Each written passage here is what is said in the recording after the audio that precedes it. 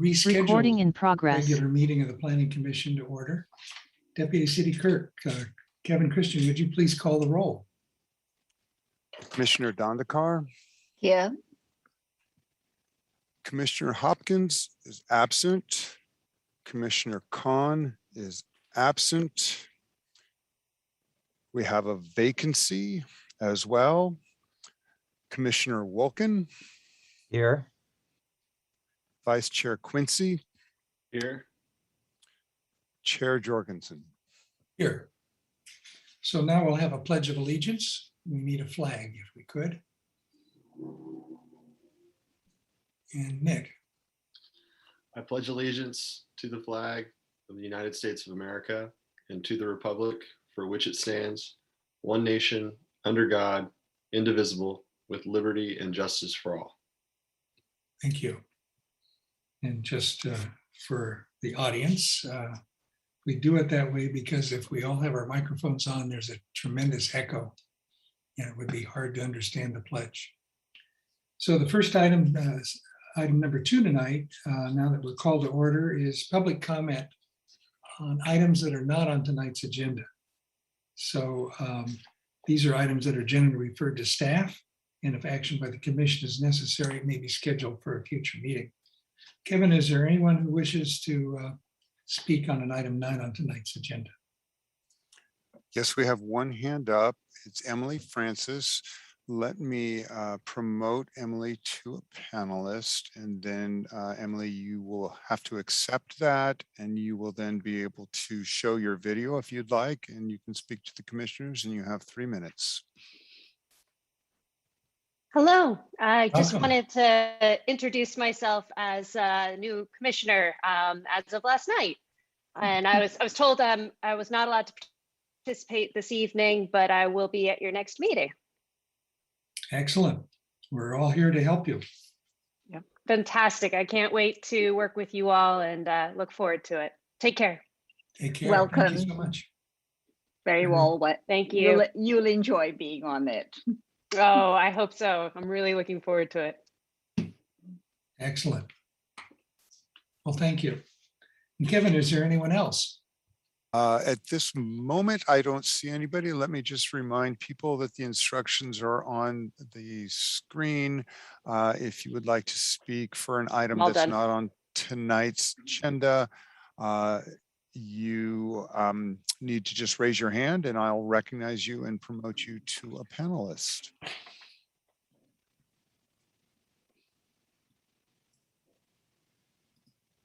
I see no other hands raised. So with that, back to you, Chair. Okay. So let's then move to the consent agenda. And on the consent agenda, we have minutes of 2 meetings, October 13th and October 27th. Are there any edits or changes suggested for the October 13th minutes? Maybe we'll take these together if it turns out there's no changes. If we're allowed. I'm not I'm hearing. fine with the minutes. I'm fine with the minutes, Mr. Chair. Maybe it's, I'm just trying to think of how to handle the consent agenda. It seems like it's smarter just to vote on them separately. So This is Deputy Clerk Yeah. Christian. You can go ahead if there are no comments to be made on either one, you can go ahead and consolidate them together. I would definitely recommend if there are comments to be Okay. made, changes, then to go ahead and take them separately. But good. Well, otherwise, I'm go not ahead. hearing anything then on the 13th. So on the 27th of October, are there any comments or changes or edits? Never can quite see everybody right now, but there we are. Well, that's one advantage of a smaller group. I don't see or hear anybody. Ema, since you spoke up, would you mind with a moving? Happy to approval? do so. I both. make a motion to approve the consent agenda consisting of the 2 minutes of the previous 2 Planning Commission meetings. Thank you. Is there a second? I'll second. Mike Wilkins seconds. All in favor, say aye. Aye. Aye. Opposed? They carry unanimously. Thank you. So now we move to public hearings, and I actually want to read something that is an important introduction. So any court challenge to the action taken on public hearing items on this agenda may be limited to considering only those issues raised at the public hearing or in written correspondence delivered to the city of San Luis Obispo at or prior to the public hearing. If you wish to speak, please give your name and address for the record, and please limit your comments to 3 minutes. So the time for public comments will come up in a few minutes. But first item is going to be 600 Tank Farm Road, a mixed-use development including 200 residential units and 12,500 square feet of commercial office space. And so are we ready then for the staff report? We are indeed. So this is John Rickenbach. I'm going to share my screen and see if I can get the presentation up.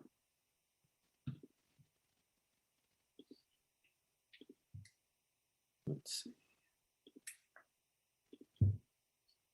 Are you seeing that? Yes. Okay. Let's. All right, here we go. And if this fails, just somebody let me know. So tonight we are going to be considering the 600 Tank Farm Road project. It's a project you've seen before, or at least the Planning Commission has in some form.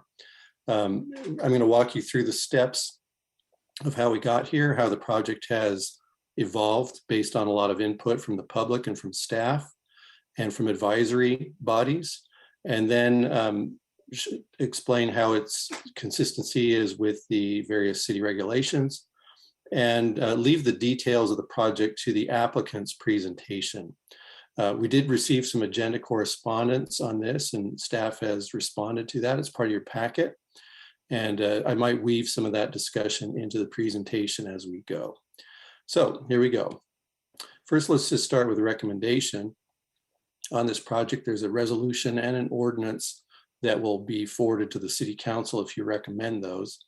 And let me just go through this quickly for the record here. Oops, try to get that back. The recommendation is to adopt a draft resolution recommending that the City Council approve a general plan amendment from business park to services and manufacturing, and approve a vesting common interest tentative parcel map, and a major development review entitlement and associated exceptions that would allow for a mixed-use development consisting of 280 residential units and 12,500 square feet of commercial space, and to certify the associated final environmental impact report pursuant to the California Environmental Quality Act.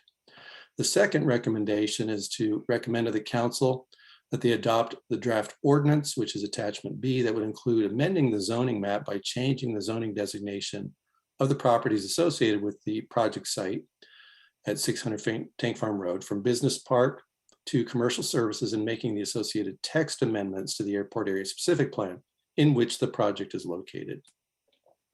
So let's go through some basics on the project and where it is. It's right off Tank Farm Road, to the north of Tank Farm Road, in the vicinity of where Santa Fe Road comes in from the south, and just west of Broad Street. To the north are the Damon Garcia sports fields, and to the east is the creek, Acacia Creek, and the mixed-use residential development recently approved at 650 Tank Farm Road. To the south is Tank Farm Road itself and undeveloped land, and to the west is the undeveloped Chevron property. Now, this project, this slide in very small print illustrates how often this project has been in front of different bodies. And this is before it even became an official application.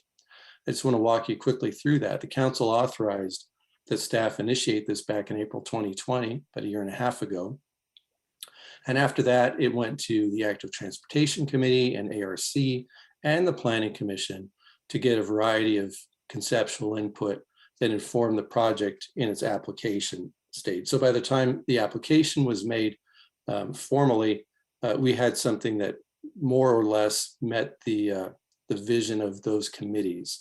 And the proposed project you see today not only reflects that input, but later input, which I'll get to in a bit. The project itself has proposed 280 residential units, 240 of which would be high density units, 40 of which would be mixed use units within a structure that includes commercial. There would be 12,500 square feet of commercial office space. It's on an 11.7 acre site adjacent to Acacia Creek and also includes about an acre of offsite transportation improvements. I'll go into that in a bit more detail. As I said, it's within the airport area specific plan. What they need in terms of entitlements, a general plan map amendment, a rezone, basically to allow business park to commercial service, a specific plan amendment, including texts to support this project within the airport area specific plan. It's a major development review. We have 26 new structures proposed, and there's a tentative parcel map that would create 11 lots and 280 condominiums. The site plan itself, and we can come back to this for reference, this is on its side, so north is to the right, with Acacia Creek at the bottom, but you can see how it lays out in a series of buildings with parking and access, including pedestrian access, throughout the site. The buildings themselves, there'd be 24 purely residential buildings in 4 types, labeled A through D in the application, which range from 565 to 1,550 square feet, which would include studios up to 3-bedroom units. 3-story buildings are what are envisioned, building heights up to 36 feet and 46 feet for unoccupied areas. That is consistent with what's allowed within the airport area specific plan. The 2 other buildings, one would be a mixed use structure. It's a 3-story structure that emulates the other buildings. It would include smaller units, 450 to 625 square foot units, which are studios and 1 bedroom. And then the 12,500 square feet of commercial on the ground floor of that building. In the center of the development would be a 2,574 square foot clubhouse to serve the entire site. I don't want to get into this slide much, just to illustrate that there's a variety of unit types and within the different buildings, and there's a fairly good distribution of the number of those units. This is a slide, though, I'd rather let the applicants talk about in their own context about what's within the project itself. Now, they are asking for some design exceptions to allow the project to go forward. There's 6 of them. One is to allow a paved bike pedestrian trail within the 35-foot creek setback in accordance with that provision of the municipal code, to allow portions of 3 of the buildings to encroach within that setback, to allow a 30-foot setback, where a 35-foot setback is normally required, again, within the context of the municipal code, and allow 5 of the buildings to encroach within the upper story creek setback to allow a 30-foot setback, where normally a 45-foot setback is required. There are findings made within the staff report and resolution that support these design exceptions, and the agenda report discusses this in some detail. I'll be happy to answer questions about that when the time comes. The other design exceptions would be to allow ground floor residential uses along Santa Fe Road within the first 50 feet of 2 of the buildings, to allow a retaining wall with a maximum height of 15 feet, where 8 feet is normally the standard, and then a 6.8% parking reduction is requested. So instead of 467 spaces that would normally be required, make it 435 spaces. Again, the agenda report discusses each of these issues and the supporting findings for including those in the project. The project will be phased, 2 phases. The first phase is right in the center of the project at the end of an extended Santa Fe Road, and it would include 124 of the multifamily units right in the center. And then the second phase would include the mixed use along Tank Farm Road. That would include 40 units and all the commercial area, as well as another 116 multifamily units, mostly in the back of the project, on the north end of the project, in various buildings. So total of 280 units and 12,500 square feet of commercial. There would also be a variety of transportation improvements. Both on-site and on-site issues are addressed. On-site, the project would contribute its fair share to improvements programmed within the general plan or within the specific plan, either through the TIF or conditions of approval. And that would include Tank Farm Road being widened along the project frontage, the roundabout at Tank Farm Road in Santa Fe, the extension of Santa Fe Road north of Tank Farm Road. Off-site, there would be preliminary planning and engineering support for future shared use ped bike path along Tank Farm Road west to Innovation Way, off-site of the project. the project itself doesn't control the property out there, doesn't have access to that. So it can do some preliminary planning and contribute its fair share to that, but can't actually build that. It's just not within the ability to do that. The applicant's planning and construction that goes beyond fair share would be subject to a reimbursement agreement that they've been working with staff on for some time. Now I'm going to get to what the advisory bodies provided as further input after the project application and after all that preliminary input. The tree committee considered the project in August. They found that the tree removal and replanting plan was consistent with city regulations. ARC looked at this in October. They found the project was consistent with the community design guidelines and specific plan design standards, though they did make a few recommendations, which I'll just briefly touch on here. They asked for an extra color scheme for the building A types, and there's several of those buildings, to incorporate balcony railings that provide more privacy and a little more solid screening. On the building B rear elevation, to provide white garage doors rather than gray, just to blend in a bit better. Provide more planting or other visual indicators for pedestrians and traffic calming. To use landscaping to reduce the appearance of massing of building E, that's the mixed use building in the front, and to provide well thought out pedestrian scale elements. So all in all, it was really fine tuning what they thought was otherwise a good project, which they unanimously supported. Subsequent to that, the applicant went back and revised those aspects of the plan that addressed ARC recommendations. That's part of your packet. The applicant revised, their revisions are included in attachment R, sheets X1 through X6 for the details. And I know the applicant team is prepared to discuss the detail of those. I'll touch on one or two of those toward the end of my presentation, but staff supports the changes they made, which we reviewed, and which substantially address ARC's recommendations. Now let's talk about the project's consistency with city policies. First, the general plan. The project is consistent with the city's major goal to provide housing and the various permutations of that. Within the housing element, the housing element asks for diversity in product and affordability by design. And 600 Tank Farm Road responds to that with its unit mix, generally higher density and a variety of styles and types within that development, which ARC reviewed in some detail. 600 Tank Farm is identified as a place appropriate for rezone to higher density or mixed use housing within the housing element, and that's what's happening here. Within the land use element promotes housing to balance job and housing opportunities. That's what this project mostly is. It promotes a mix of high quality pedestrian oriented housing, which this project does, and pedestrian circulation within its design. And within the circulation element, it promotes multimodal transportation design, and that's what this project tries to respond to. So staff's analysis is that the project is consistent with general plan direction. And now we go into more detail on the airport area specific plan. It's consistent with the proposed commercial service designation, allowing mixed use compatible with the neighboring 650 Tank Farm Road project. Of course, that's based on the rezone and the specific plan amendment to make it consistent, but because the direction overall in the general plan pointed us in this direction, this was a fairly straightforward call from staff's perspective in terms of consistency. It's consistent with key specific plan policies regarding allowed uses, setbacks, and building heights.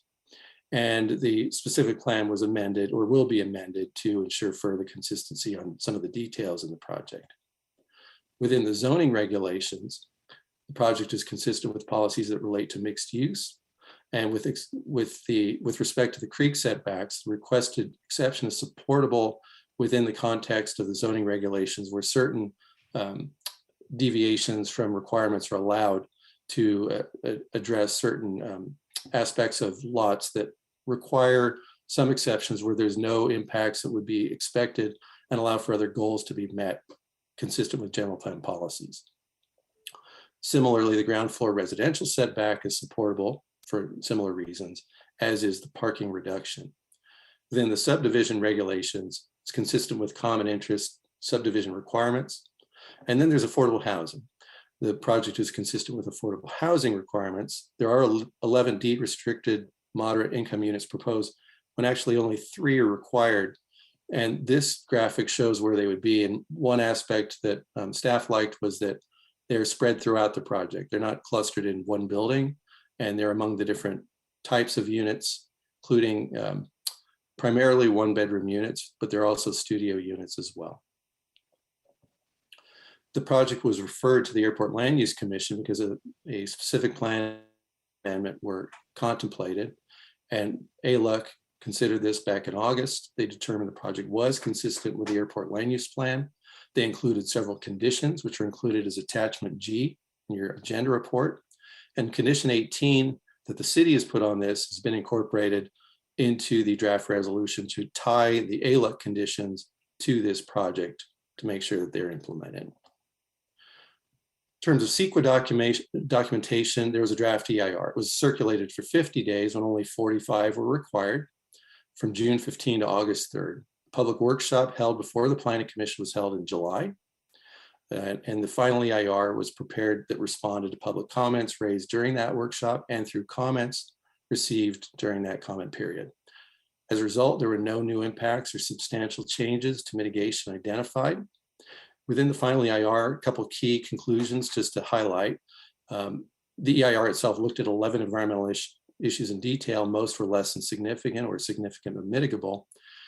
As a result of the entire analysis, including public input, there was 1 impact determined to be significant unavoidable, HAS 3, which addressed pedestrian safety along Tank Farm Road.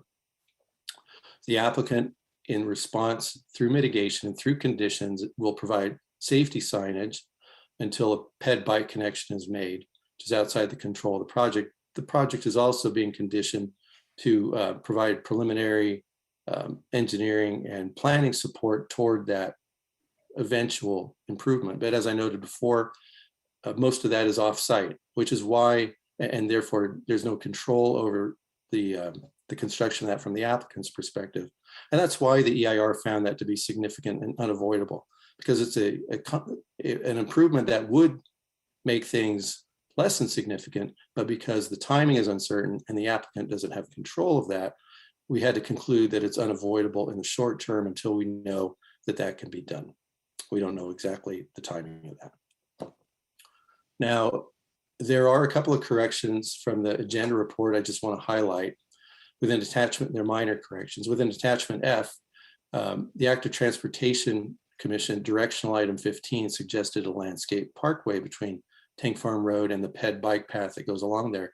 And the staff response indicated incorrectly that there was no such parkway proposed. And there wasn't at one time, but attachment J of the applicant's exhibit X3 does in fact show they responded to this and provided that feature consistent with ATC direction.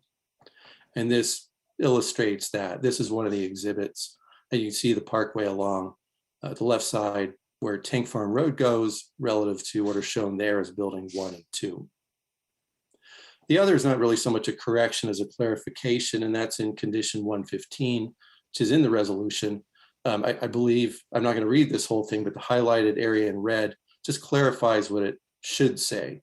I think it said or says a 7-foot sidewalk, but in fact, it's a 5-foot sidewalk / 7-foot protected bike lane that is part of the Tank Farm Road frontage there. So that's the corrected version of the condition that staff recommends.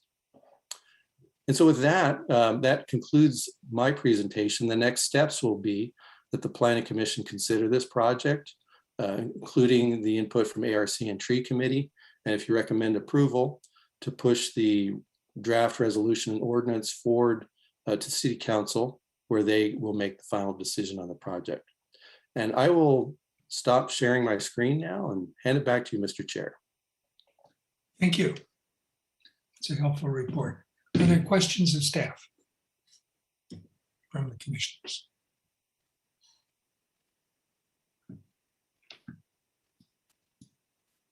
I'll start off with some questions, Mr. Please, Chair. Go ahead. Okay, great. Thank you, staff, for a nice presentation. I think you hit all the key points very nicely and concisely. I do have a few questions. First of all, for planning staff, regarding the airport area specific plan amendments. I was looking through some of the amendments and I noticed a lot of changes that may not be directly related to this project. Were there other cleanup changes included in the airport area specific plan amendments? I'm not entirely sure which ones you're referring to, but I will just say that the airport area specific plan was recently amended. It didn't have anything to do with this project. And the amendments that are being proposed here are really focused on this project itself, or at least, you know, supporting details that would allow this project to go forward. So I can look at that in more detail. And if you have specific issues you want to point to us, we can look at that. Okay, well, I don't recall all of the instances, but let's take table 4-1, for example. I saw a number of changes to acreages and densities, and I wasn't sure whether they were all related to this project or not. I saw a number of changes to that table. I can jump in on this one. Kyle Bell, Associate Planner with the City of San Luis Obispo.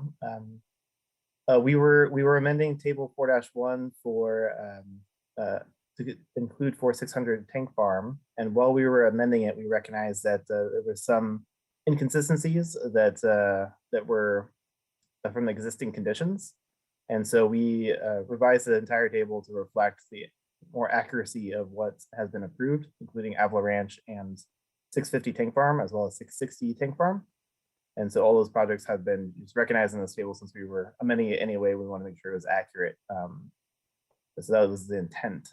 But yeah, you are correct that that was simply a cleanup effort. Let us know if there's any other items in the text amendment cheat sheet that we provided that you have concerns about. And I'm pretty sure I can, between myself and the applicants, we can provide some more background on why it is those changes were necessary in relation to 650 Tank Farm. Okay, thank you. That answers my question, but I did have one specific example in table 4-1 that I was curious about. I noticed that under the commercial service acreage in table 4-1, there was no change in that acreage, but since we would be rezoning this site to commercial service, wouldn't the acreage be increased by about 11 acres, or was it decreased somewhere else and that was a wash? That's a great example of, and Kyle, you can back me up here, but if there are little things like that that you point out, we can certainly clean those up. That wouldn't have any substantive change on the plan itself or any environmental impacts, but we appreciate any kind of small details like that that can help us. Okay, so I'll just leave that there and staff can look into that to see if that needs correction or not. And then I had one question probably for transportation staff, if Mr. Schwartz is here. It has to do with condition 126. And there are a couple of off-site improvements that are specified in that condition. One is a pedestrian signal crosswalk at the Mind Body intersection with Tank Farm, and the other is a pedestrian connection. I'm not sure if it's a sidewalk or a path from Broad Street to the site. It sounds like maybe that's an interim thing until the final improvements are done. So I was just wondering if those off-site improvements are subject to reimbursement, if the costs of those are subject to reimbursement through a reimbursement agreement or other means. Sure, I'm happy to answer. Good afternoon or good evening. Good question. So this was in response to an impact that was identified in the detailed traffic impact study that was prepared for the project. Essentially, there's two other adjacent projects to the east that have already been approved, and we already have building plans and public improvement plans, and each of those excuse me, is constructing their frontage on the north side of Tank Farm, putting in sidewalks, completing the Mind Body signal, including putting in pedestrian crossing signals. This condition is basically a hypothetical that if something happens and those projects stall out, or if this applicant this project's approved and they choose to move forward earlier, they essentially have an island with no pedestrian connectivity from their site, either to the west or to the east on tank farm. So under that hypothetical scenario, which is unlikely, but they would need to provide some kind of interim pedestrian connectivity to at least get people to the mind body signal and either continuing east to Broad, or to be able to put in that pedestrian signal at the mind body signal, let them cross at least to some existing sidewalk network. Under that hypothetical, we wouldn't be able to offer public reimbursement for those interim improvements, but it could be something that we'd be happy to explore with the applicant if that were to arise, about exploring some kind of private reimbursement from the properties that would have to be completing their frontage improvements down the road. And when we're talking pedestrian connectivity, it's something low cost, like an interim asphalt path on the side of the road, not like a formal concrete curb gutter sidewalk that would be a higher cost. But essentially, if they were to move forward first, they need some kind of pedestrian access to the existing sidewalk network. Okay, I think I understand. So these are actually in condition 126, these are things that are actually the responsibility of others. But if they don't happen, then the applicant would be required to provide interim solutions, and there could be a mechanism for reimbursement, private reimbursement agreement, right? Right. So in all likelihood, the adjacent 650 tank farm, the 660 tank farm northwest corner project will likely be coming in. They're several months ahead of this project, completing their front end improvements, having their sidewalks in place when this project would come in. And this would be a moot point, but it's essentially hypothetical that if somehow one or both of those projects stalled out, that we need to get some kind of pedestrian access in place for this project to be able to occupy. Okay, great. Thank you. And thanks for the correction to condition 115, adding the protected bike lane or bike path. So those are my questions for staff at this time, Mr. Chair. I have a couple of questions, I think, for the applicant, so I'll hold off on those. Thank you. Other commissioners with questions of staff?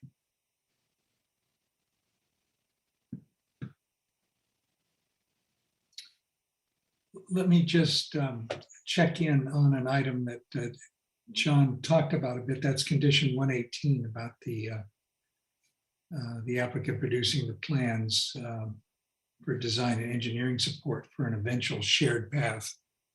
I'd like to hear more about that. I'm not sure if this is exactly the right time. We could do it maybe when we're deliberating, but we also had a letter, I know, from Lee Brooks that raised some of those same issues that I think concern me just reading this.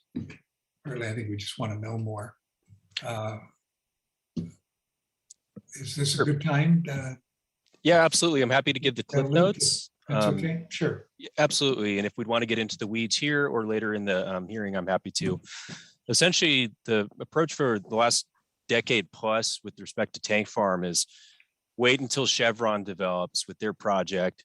Their project description and mitigation requirements would have been requiring them to widen that stretch of tank farm road. So we'd have continuous 4-lane road, landscape median, and protected or separated off-street shared use paths on both north and south side of the tank farm. So as each development project has come in the vicinity, we said, well, that's a $20-30 million project. We can't really place that on a smaller development. We're waiting for Chevron. At this point, it's one of our highest priority active transportation deficiencies in the city. It's getting that connection in place with some kind of separated pedestrian and bike path is one of our highest priorities in our recently adopted active transportation plan. So the approach is with this project, it's not something that they have the ability to take on, get the right of way from private properties and build this whole connection right now. However, what we're doing with the applicant is having them provide some initial design support, environmental technical studies that basically get a project further along that would give the city or others the ability to basically take that design work, that environmental work, and deliver this earlier without having to wait for Chevron to come in and widen the whole road. So the intent is that the developer would be working in parallel with the rest of their project development and site work on getting to a high level of design, identifying right-of-way needs, and preparing several of the environmental technical studies that would be needed for the city to prepare a formal environmental document, take on the project with the final design, and hopefully deliver a shared use path soon, even if we're still waiting for Chevron to come forward with the project. So the intent is that timing wise, we'd be getting these materials from the applicant and then putting in a budget request, ideally in the next budget 2-year budget cycle, for the city to start taking this forward and delivering an actual capital project to complete that connection. It's one of the only east-west corridors in the city that has like really no pedestrian facilities, and painted bike lanes on a 40-50 mile an hour street are not appealing to many cyclists, including myself. So that's the kind of game plan, is to have this project help get us closer so that the city can take on and implement a project in the near future. Just to be sure I'm understanding, is this county land we're talking about actually? The stretch of tank farm west of Santa Fe is in the county. However, the alignment of where this path would ultimately be oriented is on private property. So it's on the Chevron property. So we would need to go through a process of identifying what does the alignment look like, what are the right-of-way needs, and ultimately the city would be taking on that responsibility to potentially begin negotiations to acquire the right-of-way needed to construct the path. But it's technically in private property, not in the county's right-of-way. I see. And Innovation Road and Old Windmill Lane are in the Chevron specific plan, or? Old Windmill Road exists. It's further to the west. It's a city intersection. Innovation Way is a new collector street that was recently constructed as part of a commercial subdivision on the west side of Tank Farm in the city right away. There are no developments yet within it. The street network is all laid out. So you probably don't see the street signs up, or no one drives on it yet because it's not quite open. But as part of the design work that the applicant would be helping is identifying where would this path terminate. The intent is basically provide a connection between the Santa Fe roundabout and Innovation Way or Old Windmill with some kind of crossing on that western end. So if a cyclist is traveling eastbound, they could cross, get to the path that's on the north side of Tank Farm and vice versa. So the final terminus we need to look at in more detail, but it would be basically to the west where you get back to an existing sidewalk network and proper on-street bike lanes within the city's right away on the western side of Tank Farm. I see. So those other roads are much closer to the west end of. Right. It's basically what's that middle gap where we need some kind of facilities in place that we don't have now. And so that's then the city's approach to trying to mitigate the call out in the EIR about the safety issues, the danger of. Yeah, so it'd be a phased approach having the development create a kind of attractive nuisance in a sense. Right. Well, the development's adding more demand for people that might walk and bike along this corridor. And so the intent is, what can they do now that's within their control? And that's installing some additional warning signage. And then while providing the legwork and background planning to help the city hand off and move forward with the project in the near future to get a proper shared use path connection in. I see. So maybe in my lifetime. You said soon. I don't think we can wait any longer. The previous history has been, this is let's do this as a whole corridor widening. Let's have Chevron work on this when they develop, and we don't know when that's going to happen. We want to get this connection in sooner. So from our discussions with the Active Transportation Committee internally, this is a high priority for us, and we'd be putting in this as one of our top priorities in an upcoming budget request. Good. That was very helpful. Are there any further questions of Luke or any questions of John? Then I'll turn to the, Nick, did you wish to raise a question? No. You shifted forward, I thought, good. Okay, well, let's move then to the applicant's presentation, if we could then. Chair, this is Deputy Clerk Christian, just give me a couple moments to promote the applicant representatives, and then they'll be able to give you their presentation.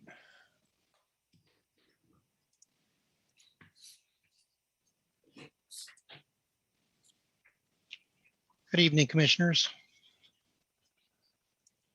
Good evening. I think we have a presentation. If the clerk could cue that up.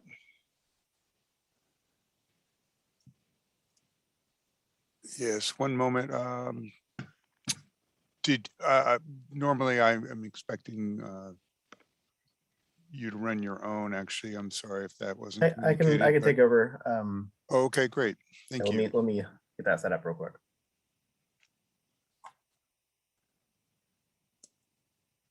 Who's taking the lead?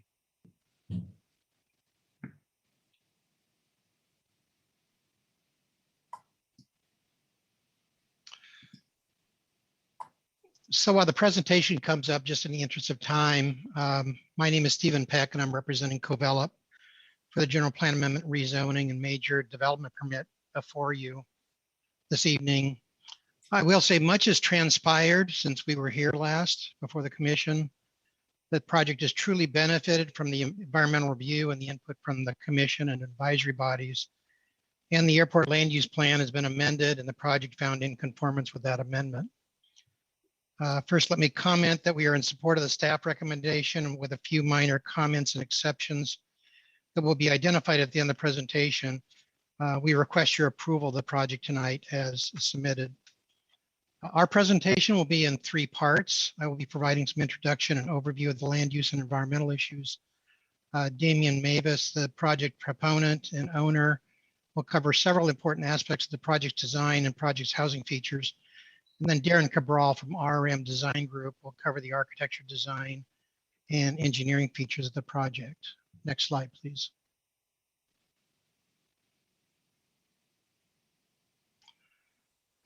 First, the location of the project provides a great opportunity to better balance jobs and housing in the community and to promote non-vehicular modes of transportation. There is close by transit, job centers, and shopping that make biking, walking, and transit feasible and desirable. With the development of the 650 Tank Farm project and the corner project at Tank Farm Broad, it really ends up being mostly an infill location, very close to jobs and shopping. And as the traffic study noted, this is a low VMT location, and the implementation of the project will actually result in a reduction of regional VMT. Next slide, please. The project builds important pieces of infrastructure, and the project studies have determined that the road facilities can be put on a road diet and still meet the community's circulation needs. Next slide, please. The requested change in land use is both desirable and needed. The city needs more housing and the right kind of housing, and we think this project does exactly that. The community has an adequate supply of office and BP zone property, which is easily met without this project. And COVID has instructed us that even the present and future demand for office space will be substantially reduced below that originally anticipated. And we believe it's unlikely the property would develop in the near future with the current zoning. Next slide, please. With a general plan and zone change, the project can deliver Santa Fe and Tank Farm roundabout, added lanes on Tank Farm east of Santa Fe, and complete important bicycle connections. The project would also complete essential planning, engineering, and environmental work for the Tank Farm bike path, accelerating that project. And to Luke's point, we did grapple with how much of that we could get done. And all of us discovered we certainly would like that connection, but didn't know how much right-of-way was required, who owned it, where the path would be. And so that's really an essential first step in the implementation of that, and that's what we'll be undertaking. Next slide, please. Important features of the project are implementation of the new Class 4 bike lanes, enhanced noise mitigation, and a preference program for those working in the immediate vicinity, which will maximize the bike and ped orientation of the project. We've also implemented an all-electric program and elected to participate in the Central Coast Community Energy Program that will reduce or eliminate on-site operational GHG emissions. The project, as modified, has been found to be in full compliance with the Climate Action Plan update. Next slide, please. The environmental analysis has affirmed a number of claims about the project that we've made in the past. We know the rezoning is environmentally superior. The build out of the project is currently zoned, meaning that building 280 homes near shopping, transit, and jobs was determined to be environmentally better than building a 246,000 square foot office park with 800 more commuters. Under the current zoning, traffic would be 60% higher, air quality emissions would be above APCD thresholds, bio impacts would be greater, energy usage would be higher, and certain important components of the city's GHG reduction strategy would not be implemented, and fewer projects objectives would be achieved. I'll now hand it over to Mr. Mavis to explain some of the housing features and other benefits of the project.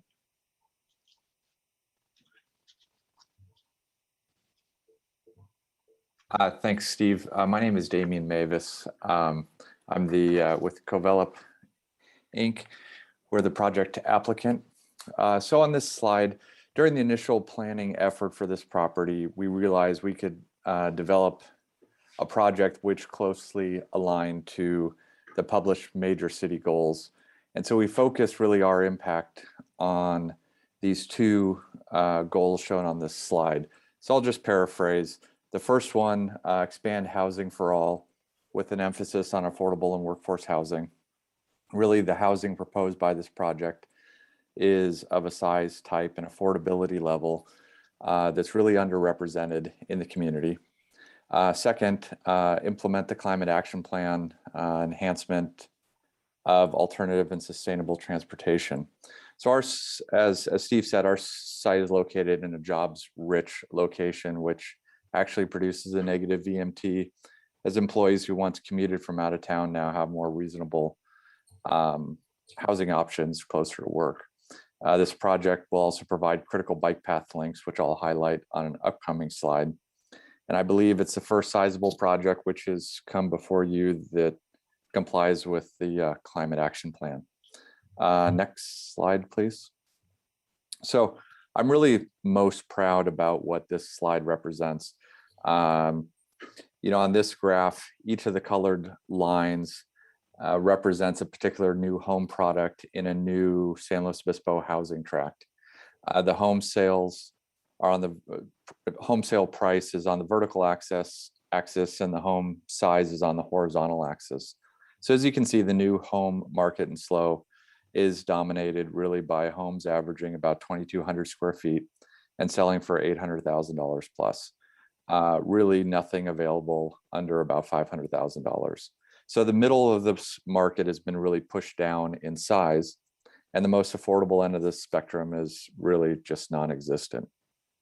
So our proposed market rate housing product is shown by the black line in the lower left-hand corner for the townhomes and the black dash line for our flats.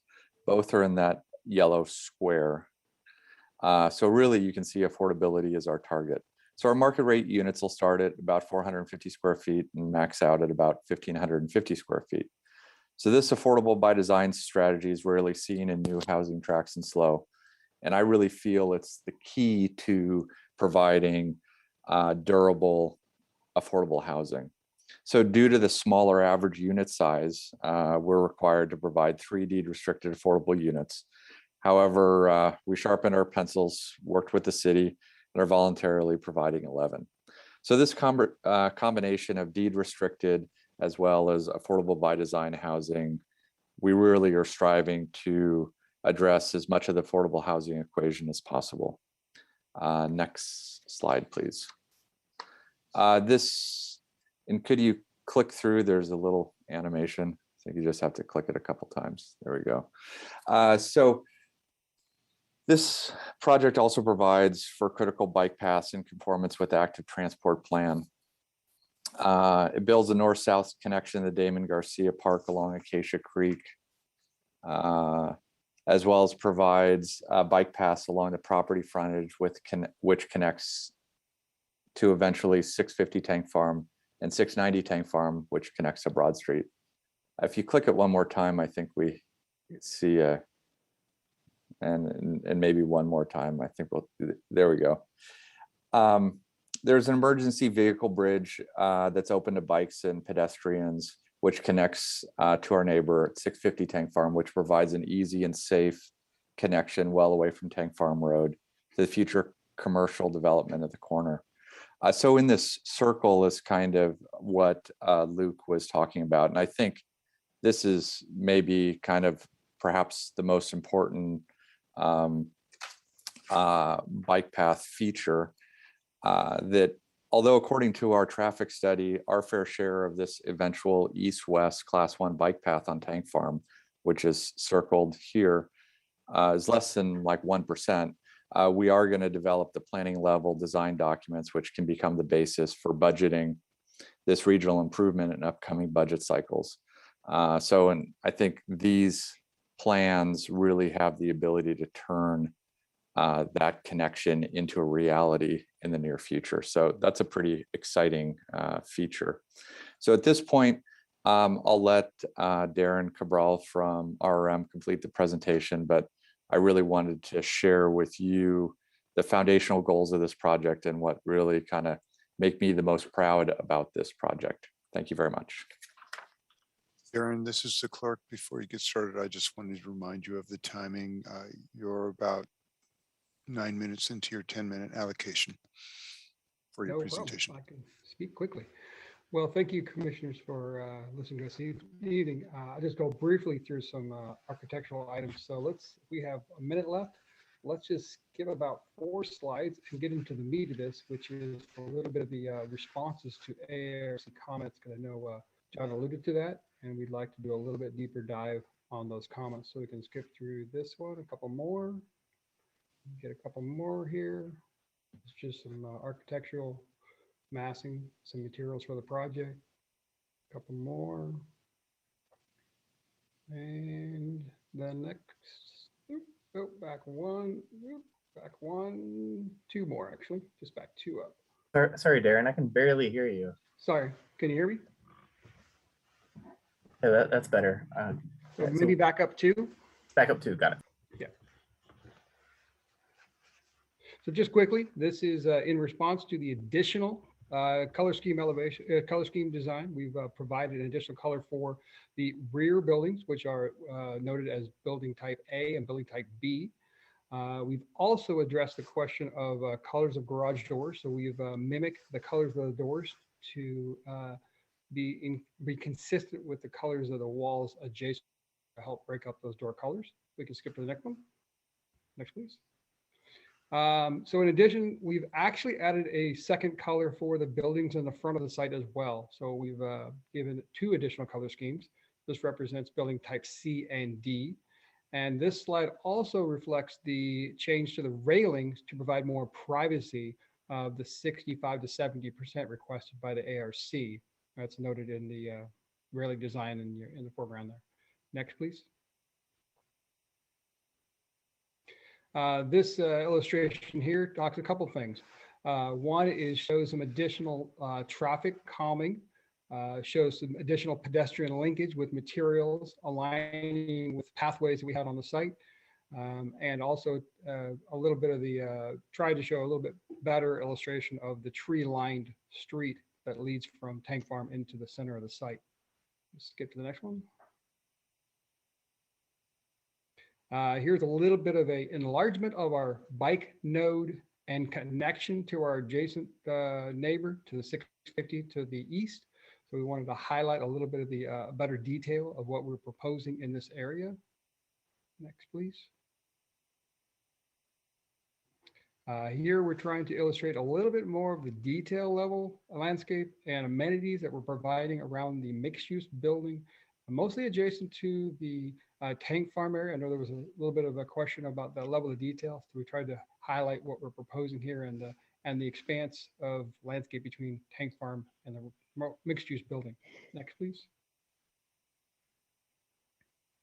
And this last item is actually just a little bit of an illustration of the multitude of open space, amenities, and variety of outdoor spaces we provided within the project, a little bit of enlargements of those areas, with the main one being around the clubhouse and the amenities focused around there, as well as the outlying amenities around the site. And with that, I will open it up for any questions.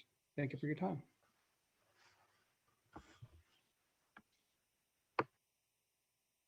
Thank you. So does that, I guess we've completed the applicant's presentation. Commissioners, do you have questions of the applicant?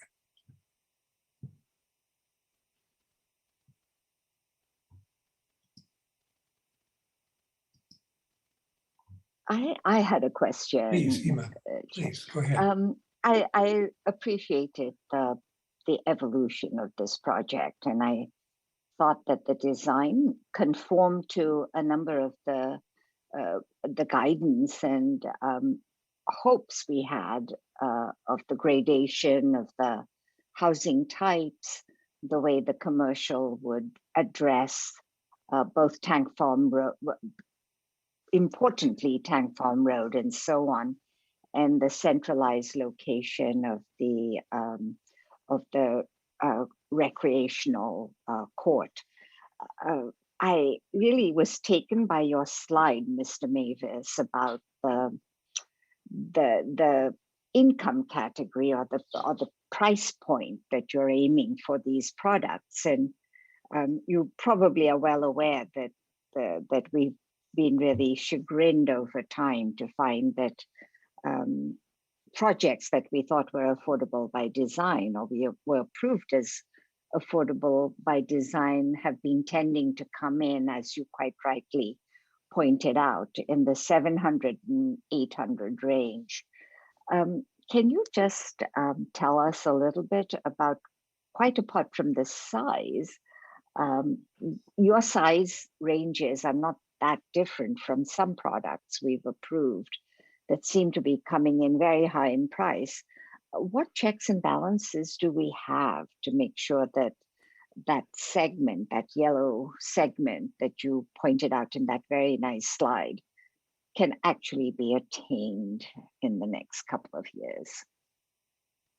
Sure. So I think that the only other project that I know of scale that is proposing to have units as small as 450 square feet is the multifamily condos at San Luis Ranch. So those are under construction right now. So we'll see kind of what those sell for. And I would assume that ours would be very comparable to those in terms of sale price. So obviously the market rate units will sell for what the market will bear. But really, when you look at our average product home size of 933 square feet, I can tell you that other than the San Luis Ranch multifamily, I know of no other housing development in the area that has a average square footage of that size or below. So I think really the affordable by design has to do with the size, the small average unit size, and them being attached product versus being single family homes. Obviously, the deed restricted affordable units that we're proposing will be sold at those deed restricted levels as well. But really, it's a function of size and the units being connected. Yeah, San Luis Ranch hasn't come out with their price structure yet for the flatted units that they have that are in the 450 square foot range. Right.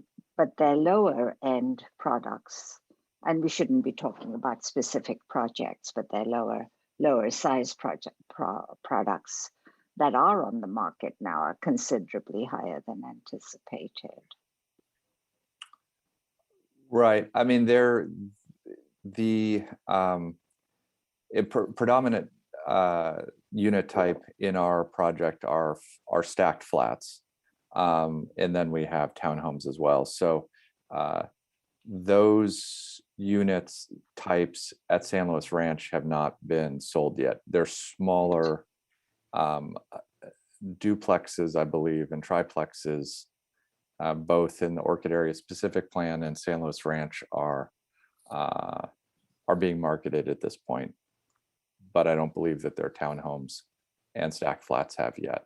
So I, just because of the product type and the average size, I would expect those as well as ours to hit a lower price point than what you're seeing marketed right now. Thank you. Are there other questions of the project applicant? I have some Yes. questions, Mr. Chair. Please, Mike. Mhm. Thank you. So for the applicant's representative or the applicant, I noticed that all the units are condominiums, or at least there would be there's a condominium plan or condominium map. Is the intent for all the units to be for sale, or will there be rental units? The intent is for all of them to be for sale. If any of them are for rent, I would expect them to either be privately for rent or located in the mixed use building.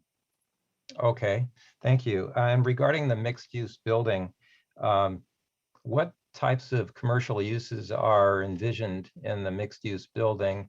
And the second part of the question is, how come there aren't any entrances to tank farm into the mixed use building? Right. The uses I would expect to be predominantly office. I don't think that in this location, things like restaurant and stuff, from the location standpoint, I don't see that being a use that would be supported. Obviously Tank Farm's a busy road, so there is options for there to be entries there, although we expect that most of the entrances to be towards the parking, just based on demand. But there is options for there to be entrances on the street frontages. Okay, but right now the plans don't show that, right? Yeah, I mean, these elevations accommodate entrance. So the elevation that you're seeing here on the screen is from Tank Farm, sort of looking up towards Santa Fe, sort of from the roundabout. Okay, so are there, I mean, it looks like there could be entrances or doors there, but on the floor plans didn't seem to show any entrances or doors. Right, like this elevation shows, it accommodates entrances off of the Tank Farm frontage, although I would expect that the main entrances will come in off of the other side of the building, just because Tank Farm is a busy street. It doesn't have a lot of pedestrian traffic, etc. Okay. So just from a tenant demand standpoint, I would expect most of the front doors to be on the other side, but we can accommodate both. So it may depend upon the actual use that goes in, right? Exactly. Okay. Exactly. All right. And finally, I thought during Mr. Peck's presentation, he mentioned that you were proposing some changes or to what was in the staff report, and I was curious about those because I don't think I caught those or heard those.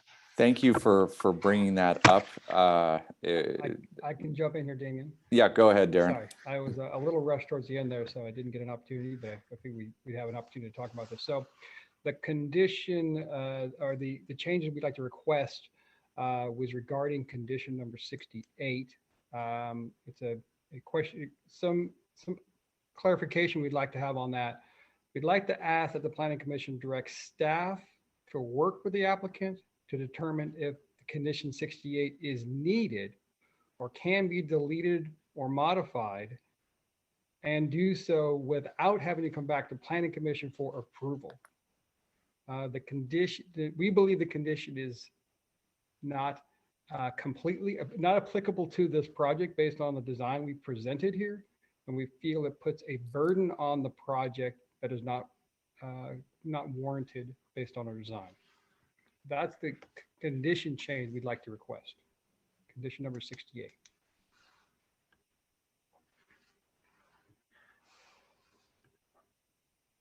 Okay, Mr. Chairman, I don't have any more questions. Maybe that's something we can discuss during our deliberations. And I'd like to add one bit on that, just to clarify. That's a question that came up today, and at staff level, we had a chance to talk about that internally. Luke's probably the best one to answer questions on that, but it is something that we're prepared to answer questions about if you'd like to discuss that. Good. Let's bring that back when when the commission deliberates. We'll turn to Luke again for some discussion of condition number 68. That's on page 54, I believe. So, Mr. Chairman, I have yeah. just one follow-up Sure, please, Ina. question from Mr. Mavis. I was wondering, you raised the issue of San Luis Ranch, and I was struck by the fact that the pricing structure there for the flatted units, the HOA fees are extremely high because they include, as the others do not, the recreational facilities such as the pool, etc. And I was wondering what kind of HOA structure you had envisioned for this very mixed set of units, and where would the burden of the recreational facility fall on this group of units? Right, that's a good question, and I think that is an important piece of affordability, or these extra fees. We will have to have an HOA, and the HOA will be responsible for the common area amenities as well as the exteriors of the buildings, etc. We don't have an HOA budget, but there are guidelines to how the HOA fees are divided up when there are different unit sizes and types. And so we would just follow those sort of general practices when dividing up the fees. But unfortunately, there's no getting away from them. And, you know, they do represent a piece of the affordability. So, you know, that's... So is one HOA, I'm sorry to interrupt. I think the issue that one observes in San Luis Ranch is that there's several different HOAs, and some have far lower HOA fees than others. So I was wondering, are you having one HOA for this, or will you be dividing up into sub areas which will have their own HOAs? And what's the plan to balance the cost of these more expensive amenities? On whom will that burden fall? Right. So another piece of it is, I believe, and maybe others could chime in, but I believe San Luis Ranch, as well as some of these other larger developments, have community facilities district fees as well. So CFD fees. We won't have a CFD fee. So automatically our homeowner fee load will be lower because it just won't have that piece. And then as far as the different HOAs, right, a larger development would have a master HOA, and then these sub HOAs, we would just have a single homeowners association. I see. I see. So yeah, so there would be fewer layers, so it would hopefully act more efficiently. Thank you for that clarification. Well, thank you. Good. So I think we're ready then to, I don't see anyone else wishing to raise a question. So thank you, project applicants, for that presentation. I think there was a lot there that we picked up. I'd like to now open the hearing for public comment. And Kevin, do you see people who are in the queue waiting to speak? One moment, please. I've gone ahead and put it on the screen how to raise your hand.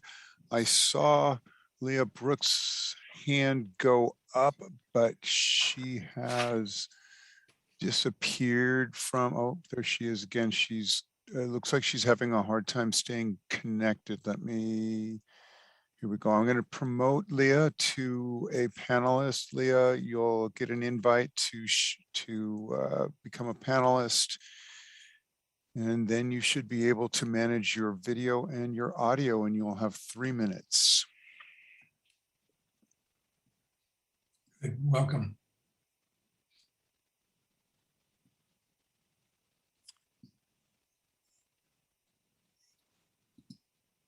It looks like she's made it into the panelist section. Leah, you'll need to at least unmute your microphone.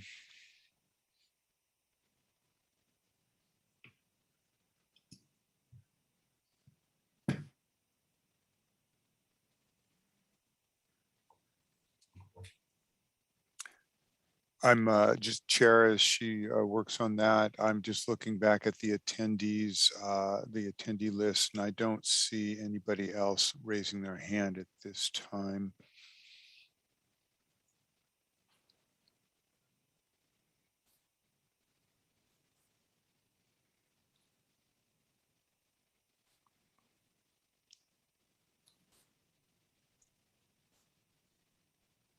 How about, does that work? That works. We can Oh. hear you now.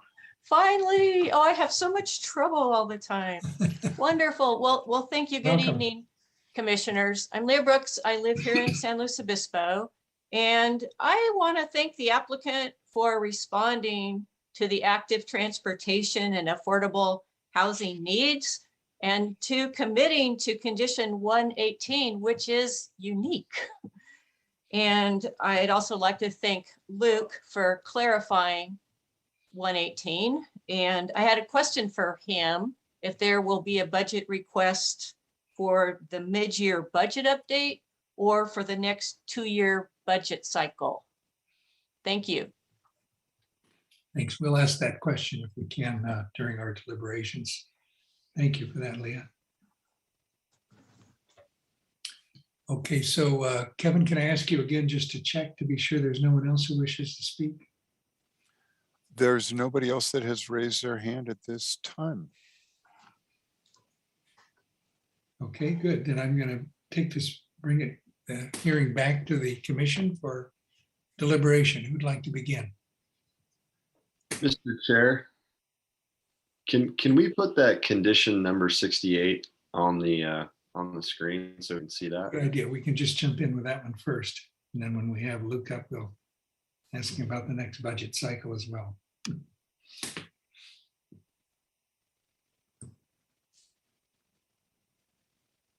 This is Deputy Clerk Christian. I just stopped my screen share so other staff, Associate Planner Bell or Contract Planner Rickenbach can.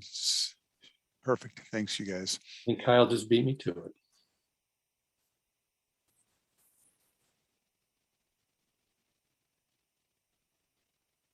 It must be close to a record with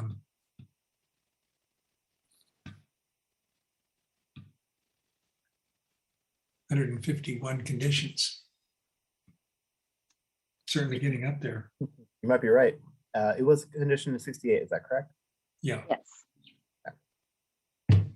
Who'd like to lead this discussion? Mr. Chair, I'd like an explanation from staff. It's cryptic and I'd like some background on this from staff. Sure, Luke Schwartz again. This condition was actually drafted by our development engineering group, but I'm happy to elaborate on some of the thought process here.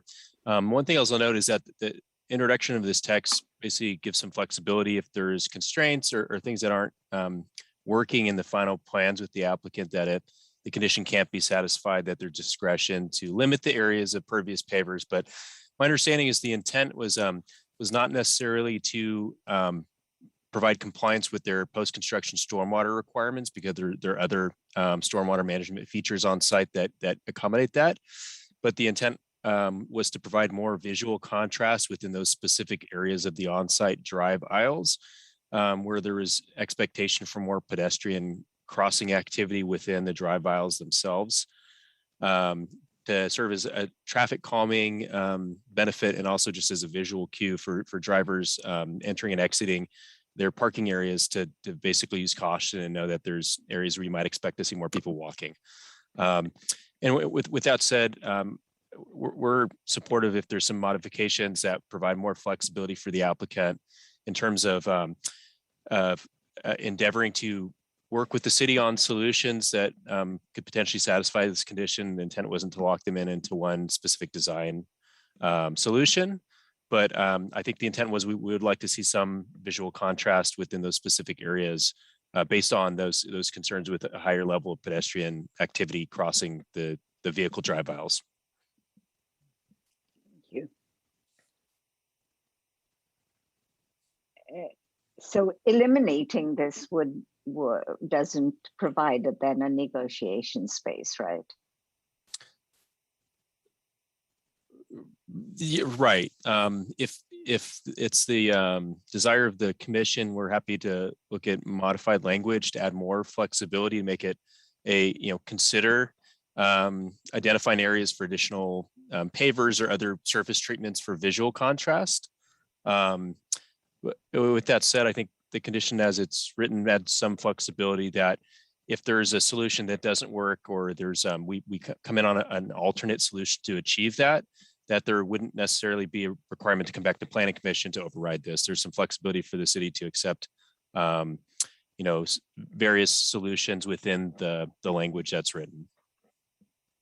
And I guess just to add on top of that, I guess the feeling, the way we would look at it as staff is, if you feel as a commission that the project as designed addresses the elements that Luke just brought up as the key reasoning behind putting this in sufficiently, we may not need this. On the other hand, if you feel that it's important to have some more contrast or traffic calming as a result, and a condition like this would be good, we're of course supportive of that at the staff level. I think the other part that Luke is, maybe there's a better way to word this, but that first clause is important unless otherwise waived by the city.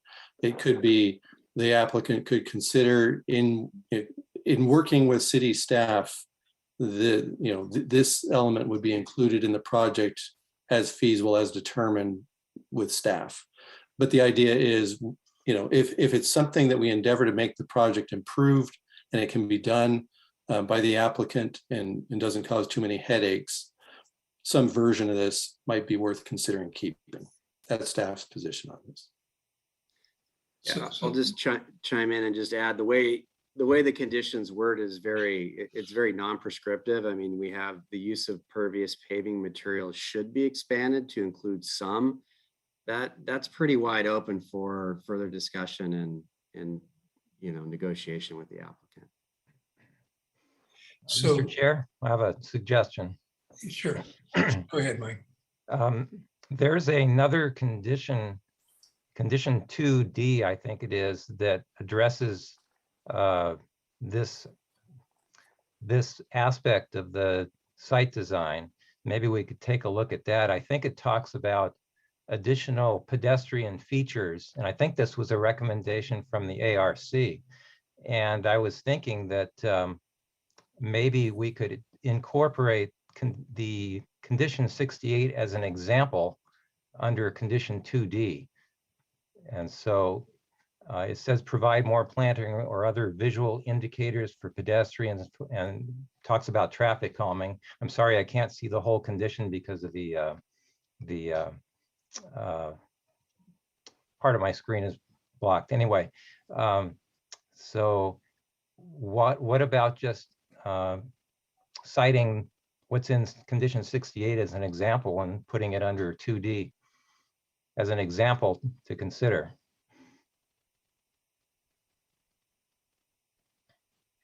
In other words, adding maybe something about pervious surfacing. Right. It could give the examples from condition 68 and just list them here, because I think this is the same topic about pedestrian and traffic calming. So I'd be curious to see what staff thinks about, or what the commission and staff think about that. Yeah, I guess that just on the face, 2D, 2 is taking the ARC recommendations and putting them into a single condition. And so in a way, we'd be modifying what ARC added to the conversation in a way, which I'm not sure is a perfect thing to be doing, but I'm just pointing that out for now. Condition 2 seems very pertinent to building design and building configuration and surrounding landscaping around building, but condition 68, I think, is more generic. It pertains to the overall circulation and public spaces of the site. So I would lean towards keeping the two separated, because the conditions within 2 are very pointedly about building type and interventions around the building form. And I would just add, I agree with that thrust. Condition 2 is a direct feed from ARC. That's what they asked. So by adding more to it, incorporating 68, it gets away from what the heart of what ARC was saying. If they could be kept separately, it might be a simpler thing from staff's perspective. Good points. Let me just quickly query staff. I think I heard that there'd been some sort of roundtable discussion among staff about this. Are you really clear about the applicant's concerns about item 68? And could you phrase that so we're all understanding what seems to be the issue? I mean, I can go back and reopen the public hearing, but I just soon kind of keep this in the deliberation stage if we can do it, if we've got a clear sense of the applicant's concern that you could provide. John, yes, I was able to. Kyle. I was able to speak with Mr. Mavis before this meeting tonight, and he had let me know that their concern with this, as the little vague and ambiguous, was that in order to plan properly for the project, they wouldn't be able to adequately ascertain the impacts that this condition might have, and they would prefer to have this ironed out prior to going towards building permits. And so I think the applicant's real intent is just to allow for additional conversations to occur between now and City Council for the adoption of the resolution, to ensure that expectations are clear before permits are submitted. And so that was really the applicant's intent in bringing this up. I hope I carried that correctly, but yeah, and just to add to that, Kyle, I would say, it's probably worth asking the applicants directly, because when I read the language as written, it reads pretty, as Tyler pointed out, pretty flexible and kind of negotiable, but there may be a concern that they're going to somehow be locked into this in a way that they can't get out of. And I don't want to put words in their mouth, and it would probably be worth hearing directly from them.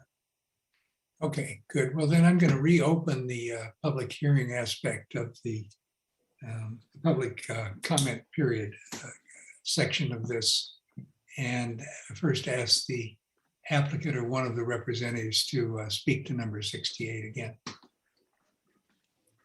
You're still alive on the. Yeah, this is Damien. Can you guys hear me? Yeah. Okay, sorry. So I think there was maybe a confusion here. It talks about pervious paving. So we were under the impression that you guys were looking to hold us to a higher stormwater standard. If this is the first time I've heard that we were talking about like traffic calming and like a visual, a visual change in paving. So if that's the case, just strike the word pervious. We've already done that. So those crosswalks, et cetera, that we put in since ARC were specifically to deal with enhancement of traffic calming. Just the term pervious was what threw us for a loop. And it sounds like it's just been explained here. So that's really what our concern And to was. that, I would say if pervious is struck, it doesn't really, I think maybe pervious is not the right word then, but there is Maybe a word. because- Contrasting. Yeah, something like that, because otherwise it reads as very generic and you don't even know what we're putting in there. The idea is to provide some visual relief and cue. And if we could say it that way, then that might get at it. Right. The word contrasting would be fine. Pervious, just means something else. But what's shown on the screen right now was our solution. Could the condition read, unless otherwise waived by the city, a variety of paving materials should be expanded to include some of the more extensive parking areas? Is that the kind of way that would keep it open and kind of give the focus on traffic calming? Yeah, I think I would suggest using the word alternate. Oh, okay. Oh, good. Right. If the intent is to provide more traffic calming, that is specifically what we did on this slide. And there is alternate decorative paving at the crossings. And maybe this condition was developed before staff saw this this particular exhibit. So I think the focus was on the other portion of the site in your buildings 9 and 11 that aren't shown in this slide. I think from the staff perspective, modifying the language to instead be specific to pervious paving materials could say something along the lines of, pavers or other alternate surface treatments or visual cues to enhance the visibility of the drive aisles within the vicinity of those specific locations, something along those lines. So focus on the driving aisles in a way that 68 doesn't right now. Right. It talks about specifically expanding pervious pavers within the parking aisles, where it doesn't have to be that treatment if it's not needed for stormwater compliance. It could be stamped concrete, it could be pavers, it could be other types of visual cues to accomplish that. that's certainly acceptable to us. And so let me read what I have. If we were to do that, it would say 68, unless otherwise waived by the city, the use of pavers or alternate paving materials as visual cues should be expanded to include, and it goes from there.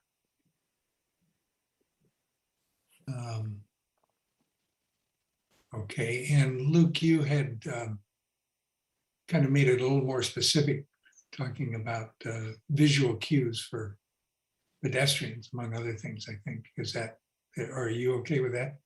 The two of you can agree on language and we can check with the applicant and maybe we can move ahead on this. But I think the language that John had just written accomplishes the how. I don't know if we have to get into all the details of the why within the language itself. So I think that would satisfy our intent. let's see, Kyle, is that, you're always so quick at being able to type up a new version that we could all see. Is that possible? I believe, John, did you read it off of your screen? Would you like to share your screen so you can show? Sure. And I actually added the words for pedestrians because I thought that might be useful, but let me pull this up here for a second. I'll share the screen. See if I can get this to work. All right.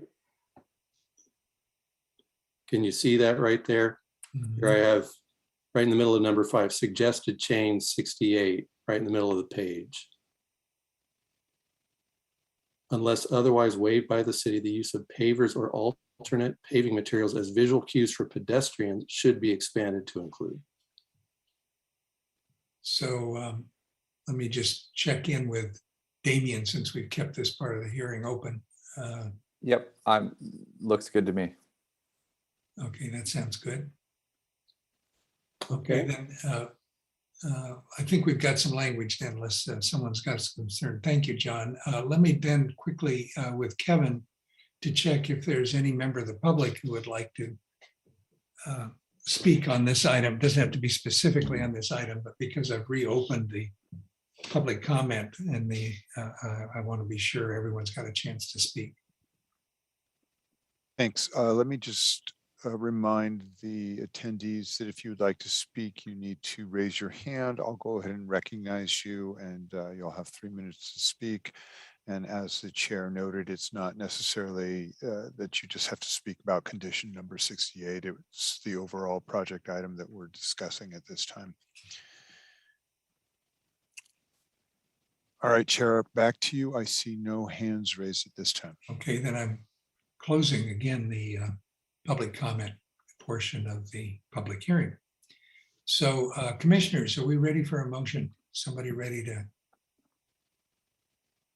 move on this? We've got 4 folks. We have to always have 3 votes, by the way. I guess that makes sense. Mr. Chairman, I have another suggestion along the lines of what was just discussed, but I guess maybe we should get a motion on the table before we proceed further. That'd be a So good idea. I'm happy to make that unless somebody else wanted to. I don't know if I interrupted anybody when I No. spoke up, but Go ahead. You're on, Mike. Go ahead. okay, I'll go ahead and just, I know there was a lot in the motions. There was I'll make a motion to recommend the draft ordinance for the airport area specific plan amendment and the zoning change and the resolution with all of the parts of the resolution. I'm sorry, I don't have it in front of me. To adopt the resolution recommending that the city council approve the general plan amendment, the vesting common interest tentative parcel map, major development review, and certification of the final EIR. And the recommend the draft ordinance that would change the zoning to commercial service and associated amendments to the airport area specific plan. So thank you. And we had some conditions to be modified. Condition 115 for the 7-foot protected bike lane, just to show that correction. And we just discussed condition 60, a revision to condition 68. And I would like to suggest one other thing. And I think, thank you, staff, for this is a location I think that would benefit from another crosswalk similar to the others that we just saw on a slide presented by the applicant.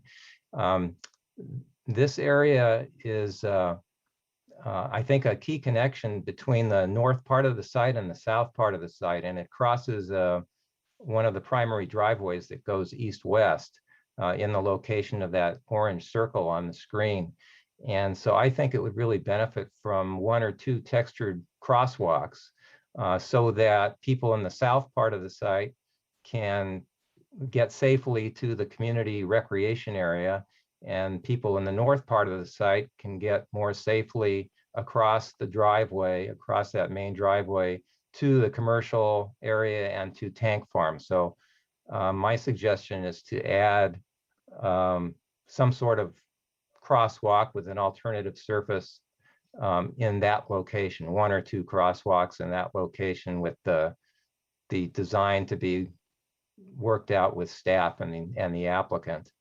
And I don't know where that should go. I still think that could be in condition 2D, but if staff has another place where that condition should go, I'll leave it up to staff. Perhaps in condition number 68. Perhaps. Let's see then quickly, let's see if we've got a second. Without this condition, right, we'll discuss this condition in the process of modifying. Mike's including it in his motion, is the way I took it. Oh, that's fine. We can discuss it separately if the commission would prefer that. That's fine with me.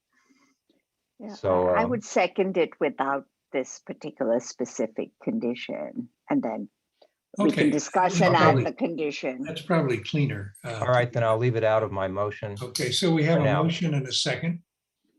Further discussion. Would like to comment, for instance, on textured sidewalks. Yeah, with due with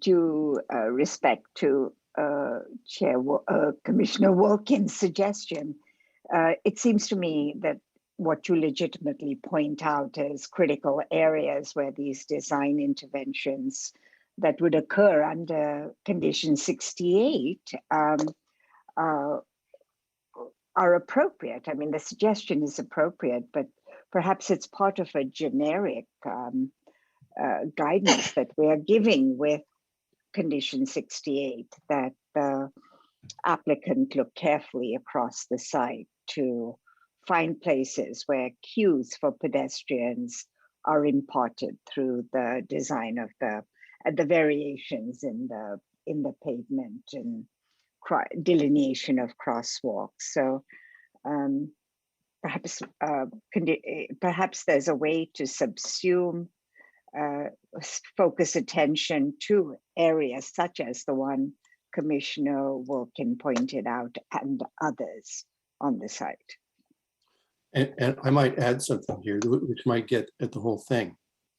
In 68, as written, it says, should be expanded to include some of the more extensive parking areas serving the commercial lease spaces, common area clubhouse, and the northerly shared parking area on lots 9 and 11.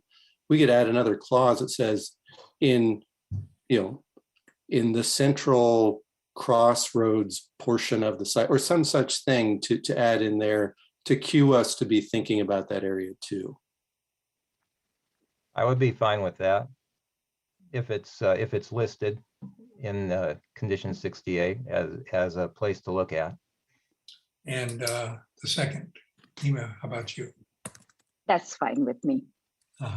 Well, looks like we've got a motion and a second. Is there further discussion? Are we ready to vote? Any reason not to? Commissioner Kevin, would you call the roll then, please? Commissioner Wilkin, Yes. Commissioner Dandekar, Yes. Vice Chair Quincy, Yes.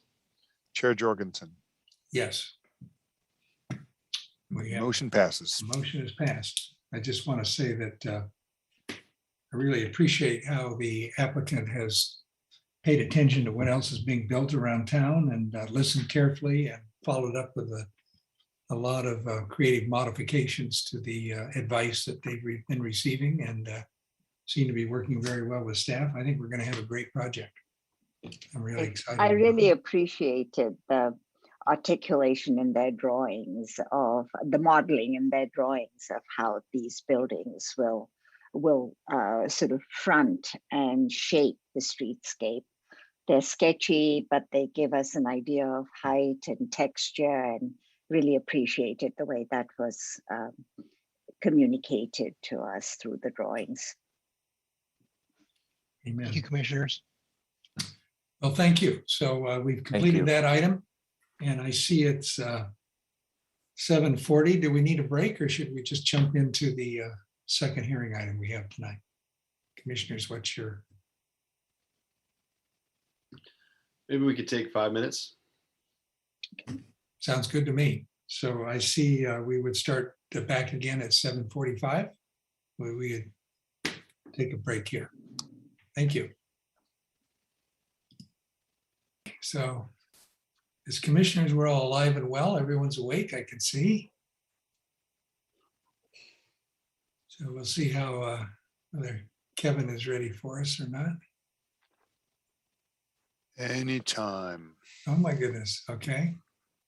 So let's see, can we start item 4B then?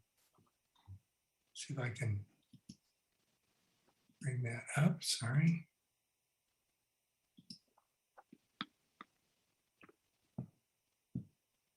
Well, that was a long item. So now we're ready to open the public hearing for item 4B, which is at 2800 Broad Street. It's a review of a almost 29,000 square foot, 3-story mixed use project with 20 residential units and 7,800 square feet of commercial space. So looks like Kyle Bell is going to be presenting. Kyle, are you ready? Almost. Okay. Mess with my screens a little bit quick. See the screen. There we go. Yeah. All right. So tonight we'll be reviewing a new mixed-use development project consisting of 20 residential units and 7,800 square feet of commercial space. Tonight's recommendation is to find the project consistent with the general plan, community design guidelines, and zoning regulations, to approve the project subject to the findings and conditions. The project site is located at the corner of Broad Street and there we go. There it is. The project site is located at the corner of Broad Street and Lawrence Drive, which with direct access from Lawrence Drive. The project site is located in both the commercial retail and commercial services zones, which was previously occupied by budget truck rental. The project site is surrounded by commercial service and office uses to the north and residential uses to the east, a public assembly facility to the south, and residential dwellings across Broad Street to the west. Project site is located within the South Broad Street area plan. The area plan was implemented to improve the area's transportation safety, encourage mixed land uses, and encourage affordable housing, and enhance the area's appearance as a gateway to downtown. The area plan identified the project site as a viable location for new development associated with the future stoplight intersection at Broad and Lawrence.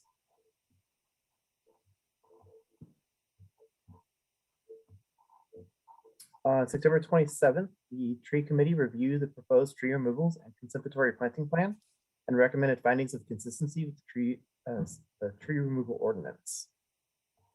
Then on October 18th, the ARC determined that the project was consistent with the applicable design guidelines and provided 3 design suggestions and 2 conditions to be reviewed and considered by the Planning Commission. The proposed project consists of a new 3-story structure, which contains 5 commercial suites on the ground floor, with 20 residential units on the 2nd and 3rd floors, with access to a small private roof deck.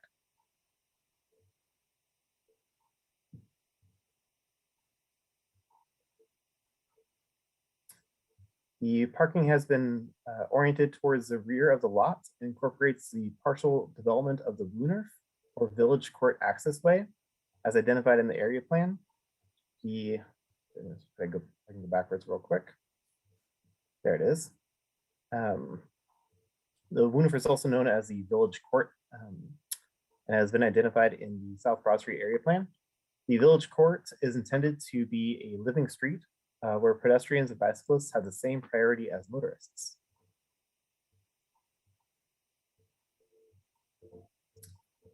The proposed site improvements include several outdoor sitting areas for customers and residences, and a paseo underneath or through the building that provides direct access to Broad Street.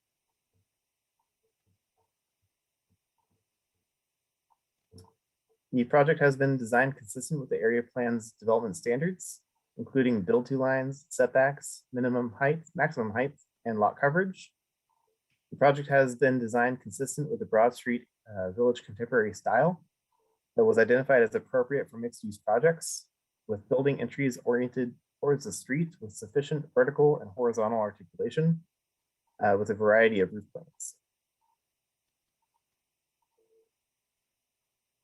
The applicant has made the following changes in response to the ARC's 3 directional items. The revised plans include a new roof cornice detail that provides an additional 6 inches to exaggerate the roofline shadow, along with recessed windows and riglets to provide even greater shadow variation along the facade. The balcony railings have also been revised to provide greater screening of personal belongings and provide additional privacy for the residential tenants. The applicant has also provided revised renderings of the project that include an accent color. You can see that little green strip along the awning at the corner of Broad Street and Lawrence Drive.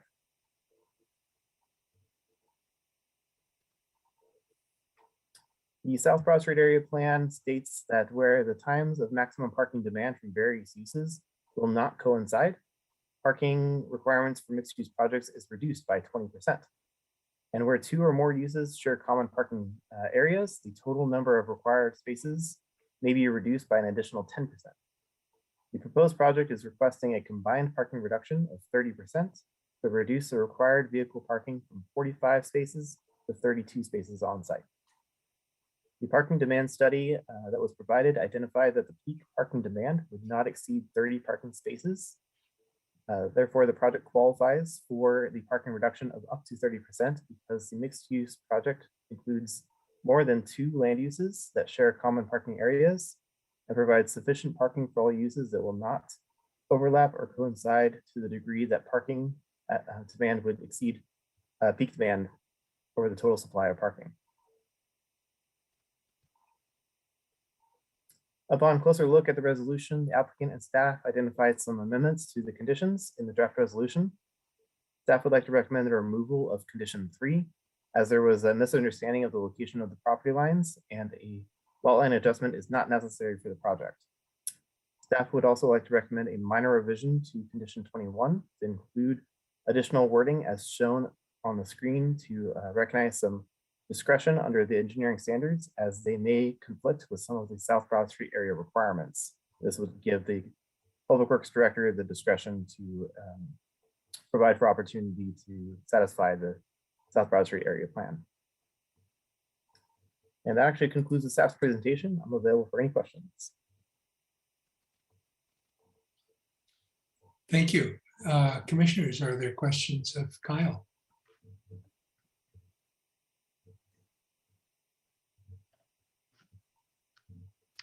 I have two questions for staff. Sure, Mike.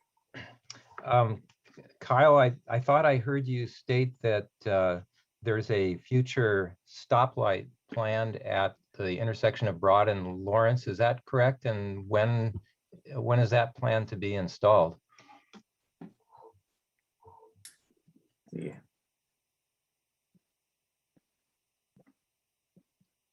I think it was earlier in my presentation. Let's see if I can go back to it. There it is. Yeah, so the Broad Street area corridor plan does identify an intersection at this location. Right now, we don't have a timetable at which this intersection will be installed. The project has been designed in anticipation of this intersection to be incorporated into the area plan. Most likely, this intersection would go hand in hand with the proposed medians that go throughout Broad Street.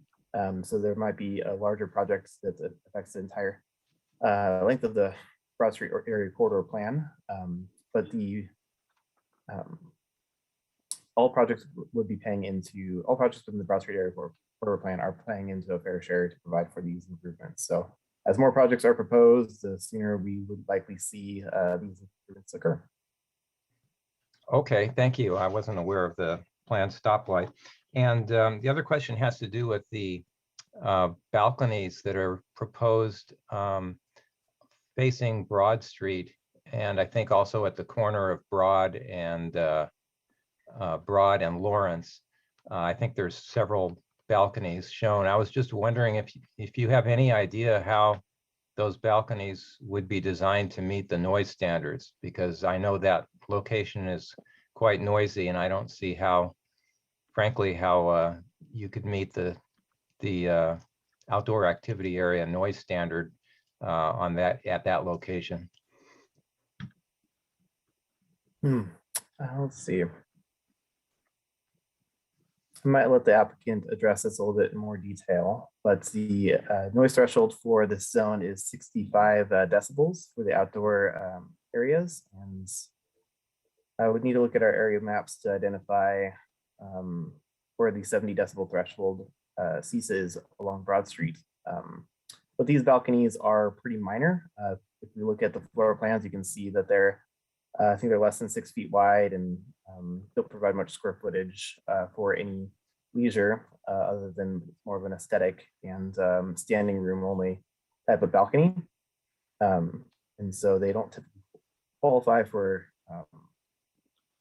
our standard balcony dimensions, which would normally be 50 square feet by a depth of 6 feet or a minimum of 10 feet wide. So If alternatively, I'm not mistaken, the balconies at the corner of the building were quite a bit larger. I thought I saw about 90 square feet for that one, for those. And then I thought I saw larger ones also on the that would be the south end of the building facing Broad Street. I thought I saw some larger balconies there. But now also, as far as the noise standard, I thought I saw somewhere in the South Broad Street area plan that the standard was determined by the noise element, not the noise ordinance. I thought I read that somewhere, in which case it might be lower than 65 decibels. But any case, I'll let the applicant answer the question about the noise reduction there. Those are my only questions. Now that I do recall, I believe the applicant also wrote some information about compliance with the noise concerns in their project description earlier in their application. So I think I'll let Brian touch on this when he comes up for his presentation. But I believe there was some information in here about reducing noise thresholds, but we'll wait for the applicant. Okay, thanks. Those are my questions, Mr. Chair. Thank you. Thank you. Other questions from commissioners? Well, let's move ahead and hear from the applicant then.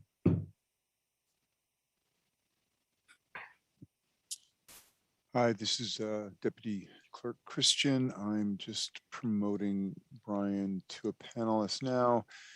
Brian, you'll just have to accept that invitation, and perfect. And now you can share your screen and your audio.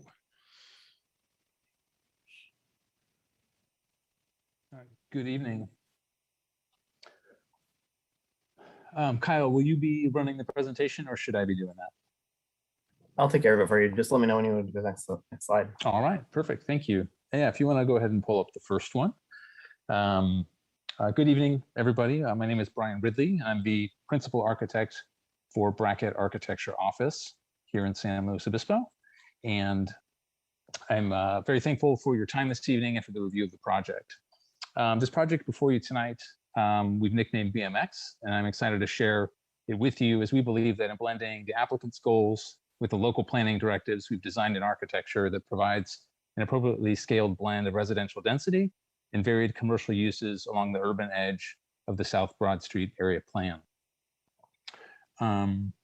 Kyle, if you wouldn't mind pulling up the slides, I think I'll be done with slide one shortly.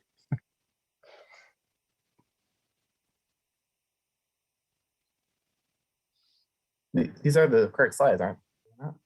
I am just seeing the building design ARC revisions slide on my screen. Oh, I'm so sorry. Let me fix that. No problem.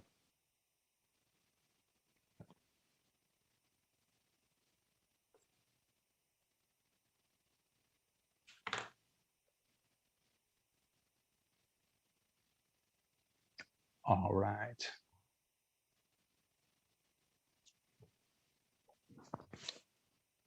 Yeah, so if you just want to go to the second one, the site plan for now, that's a great place for us to go, I think. All right. So I did want to just mention real quickly, the anticipated uses for the site from a commercial perspective include retail, fitness, a commercial kitchen or commissary, along with storage where spaces are internal to the site. And then there are 2 levels above the commercial floor with 1 and 2 bedroom flats.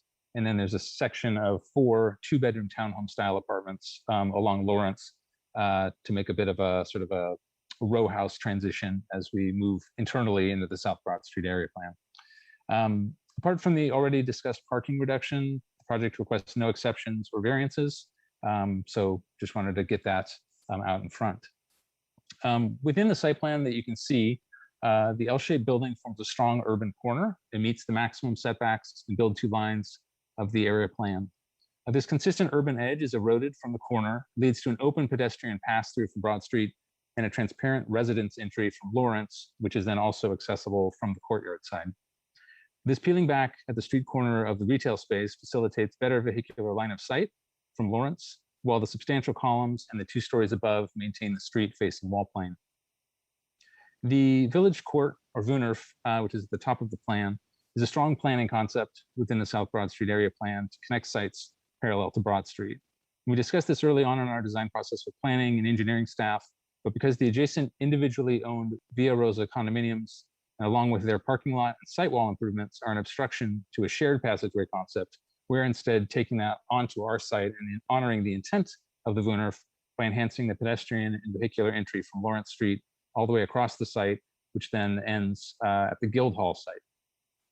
And so that's delineated with enhanced paving, lined with shade trees, and then a pedestrian connection could be accommodated on the Guildhall site if desired and coordinated in the future. We could go to the next slide, please. All right. So after establishing the Wunnerf and the legible L-shaped building form, we implemented 4 conceptual tactics to develop the architecture. So from left to right, both Broad and Lawrence slope down toward their mutual intersection. And so these descending lines of influence establish the primary roof lines for the west and north elevations. At the corner mass, the roof line inverts to ascend, offering a subtle nod to our surrounding foothills peaks. The second tactic was regarding the urban edge, and all urban edges really need some relief, first generated with multiple changes in wall plane aligned to the demising walls of the dwellings inside.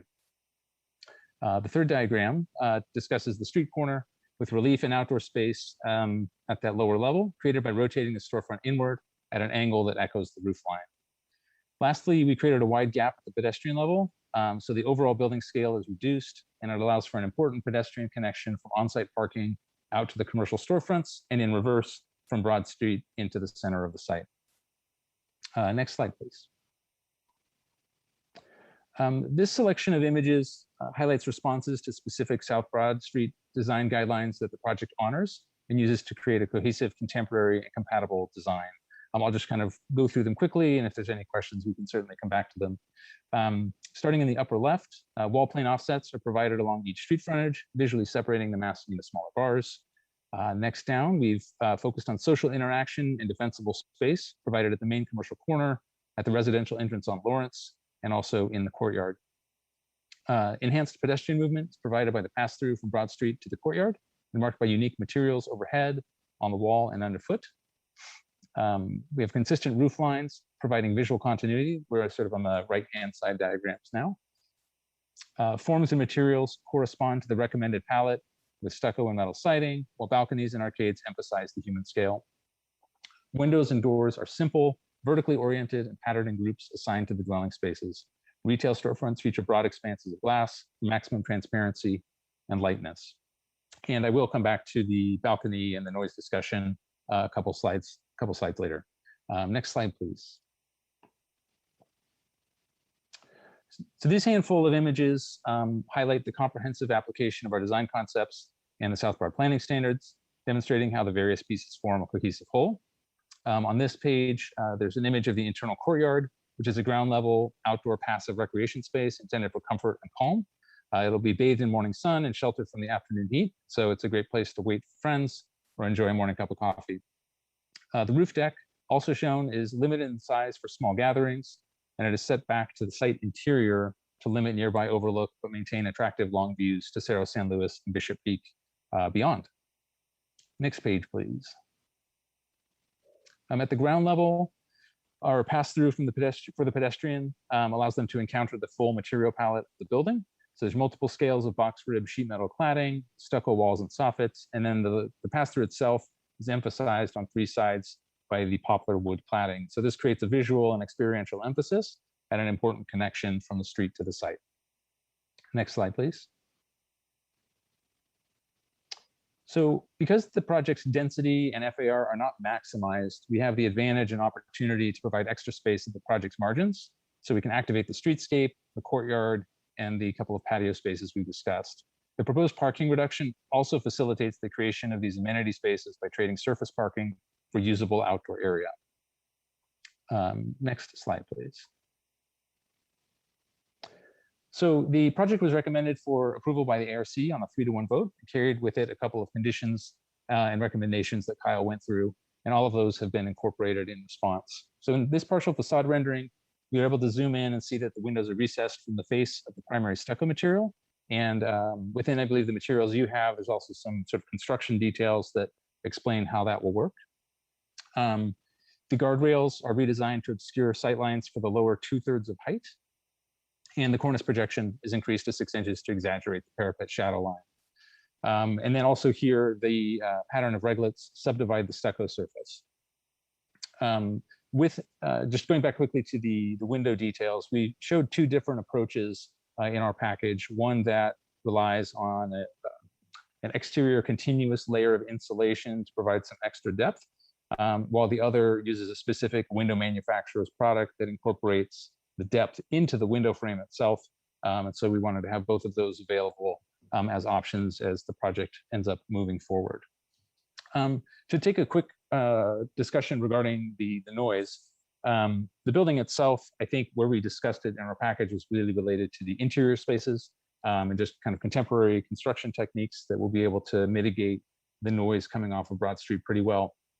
As far as the outdoor activity standard, and I can be corrected if I'm incorrect, but my understanding was that was really related to required outdoor spaces, and all of our balconies, as this is an apartment project, are voluntary and not something that is required by the zoning standards.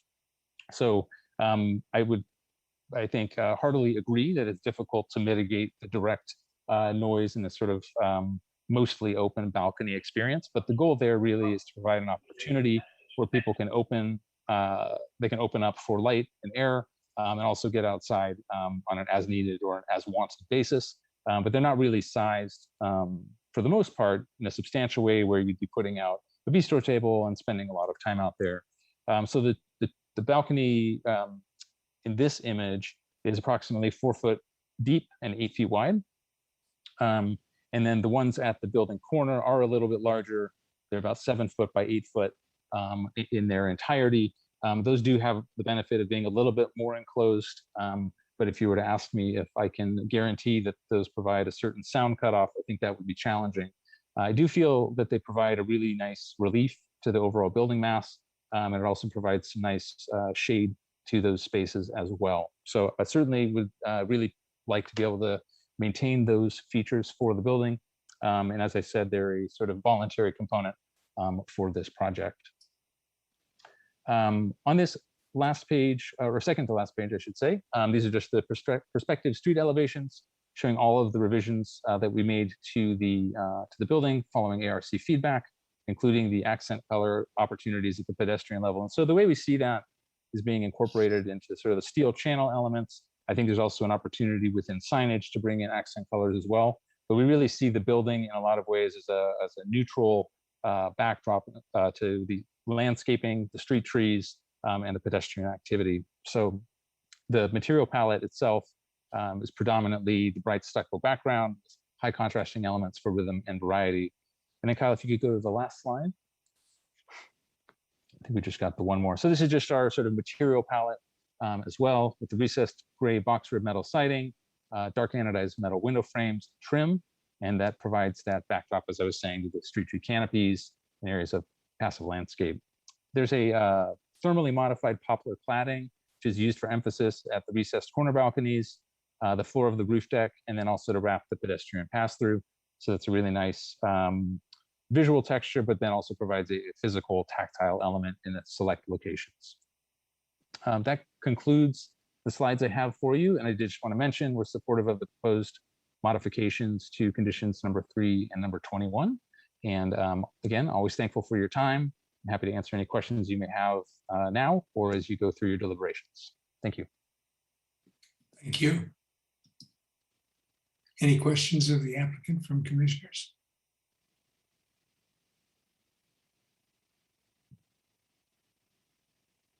Good. Well, let me then move on to members of the public commenting on this proposal.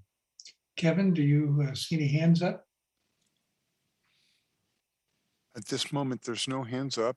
Let me just give them a verbal. Any members of the public wishing to give comment should raise your hand, and I'll recognize you and promote you to a panelist, and then you'll have 3 minutes to go ahead and make your comments. Chair, let's just give them another 10 seconds or so. There's just a couple of people in the attendance gallery right now.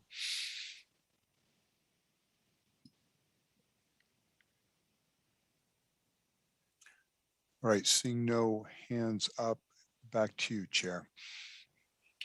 Good.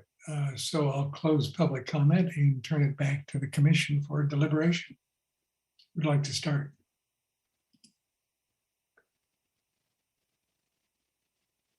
Not all at once.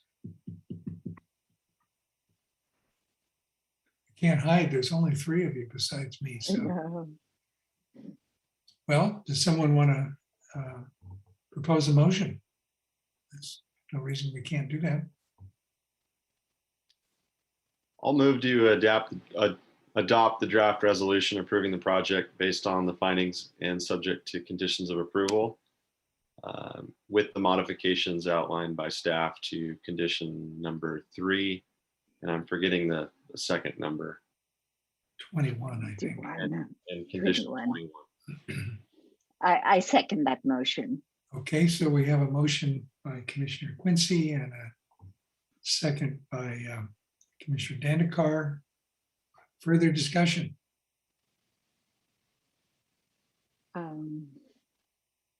This was an interesting project because at first I was taken aback by the project.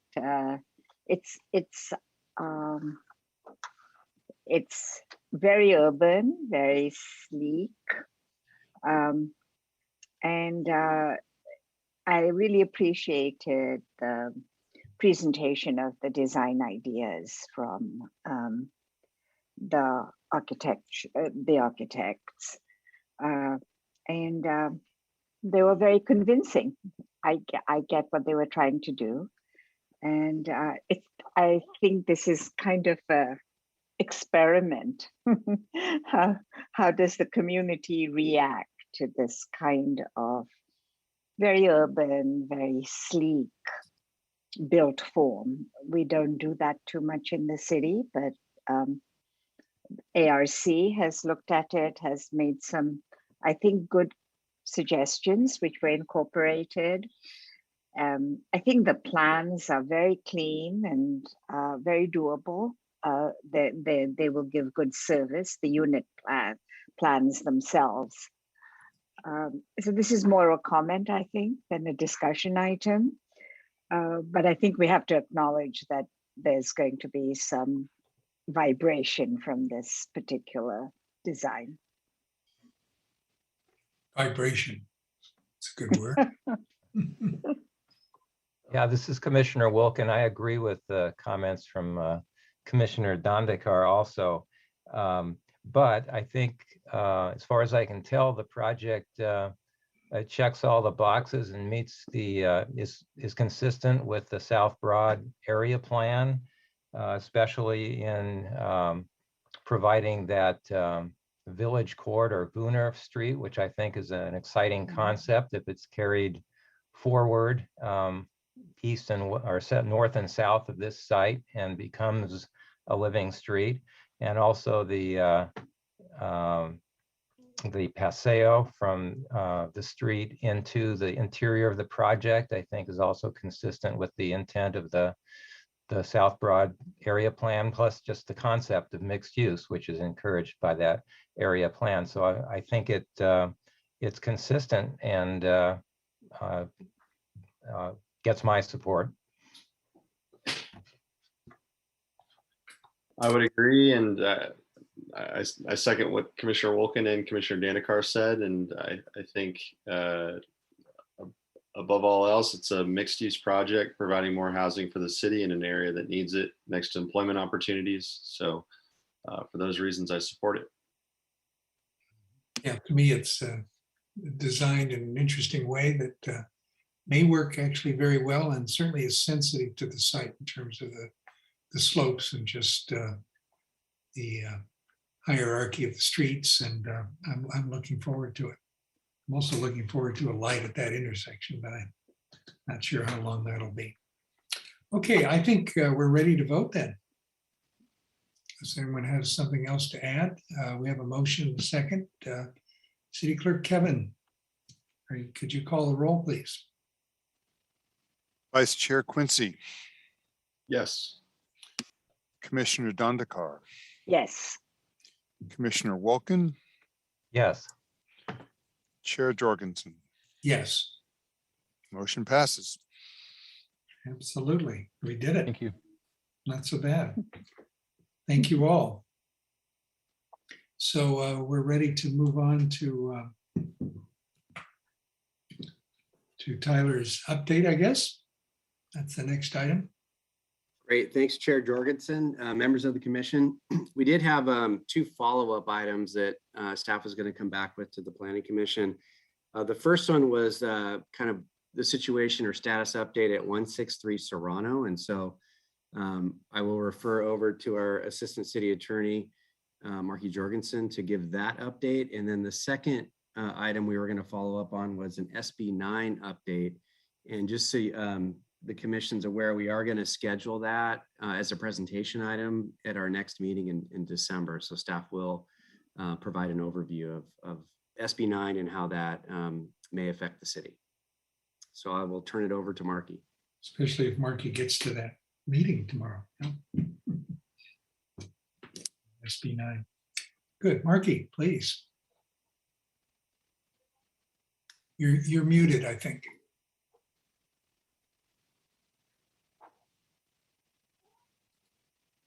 Still muted.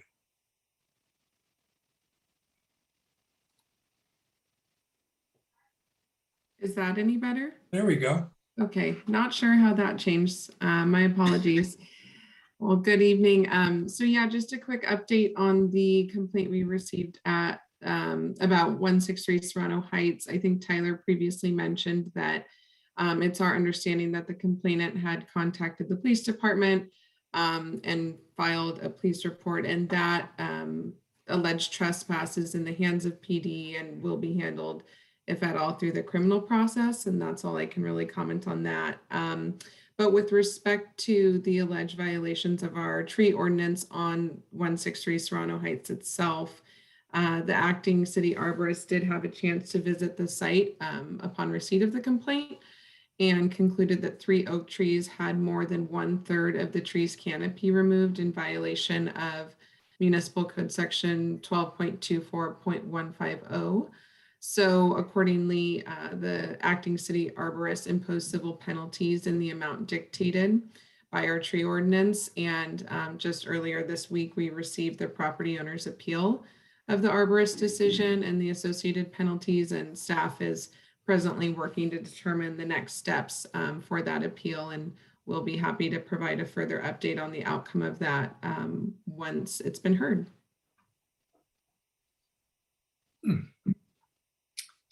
Well, thank you. Can I ask a question? Questions? Sure. What body considers the appeal? That is something that staff is working to identify right now. There's a bit of ambiguity in our tree ordinance about the appropriate body. It is clear that he does have the right to appeal, and we're just working to identify the best path forward and hope to resolve that question tomorrow. Okay, thank you. All right, well, thanks, Marky, for that update. And as I mentioned, we will follow up at our December 8th meeting on our SB9 presentation. So you'll have that before the end of the year. And the December 8th meeting is our last meeting of the calendar year. And looking out to the forecast for that meeting, currently we have one item scheduled, which is the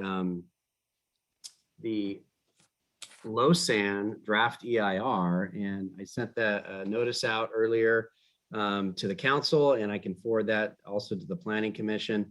But what we're looking at, there was a notice of availability that was provided for the Central Coast Layover Facility. And this is regarding, again, the draft environmental impact report for the LoSAN Rail Corridor Agency.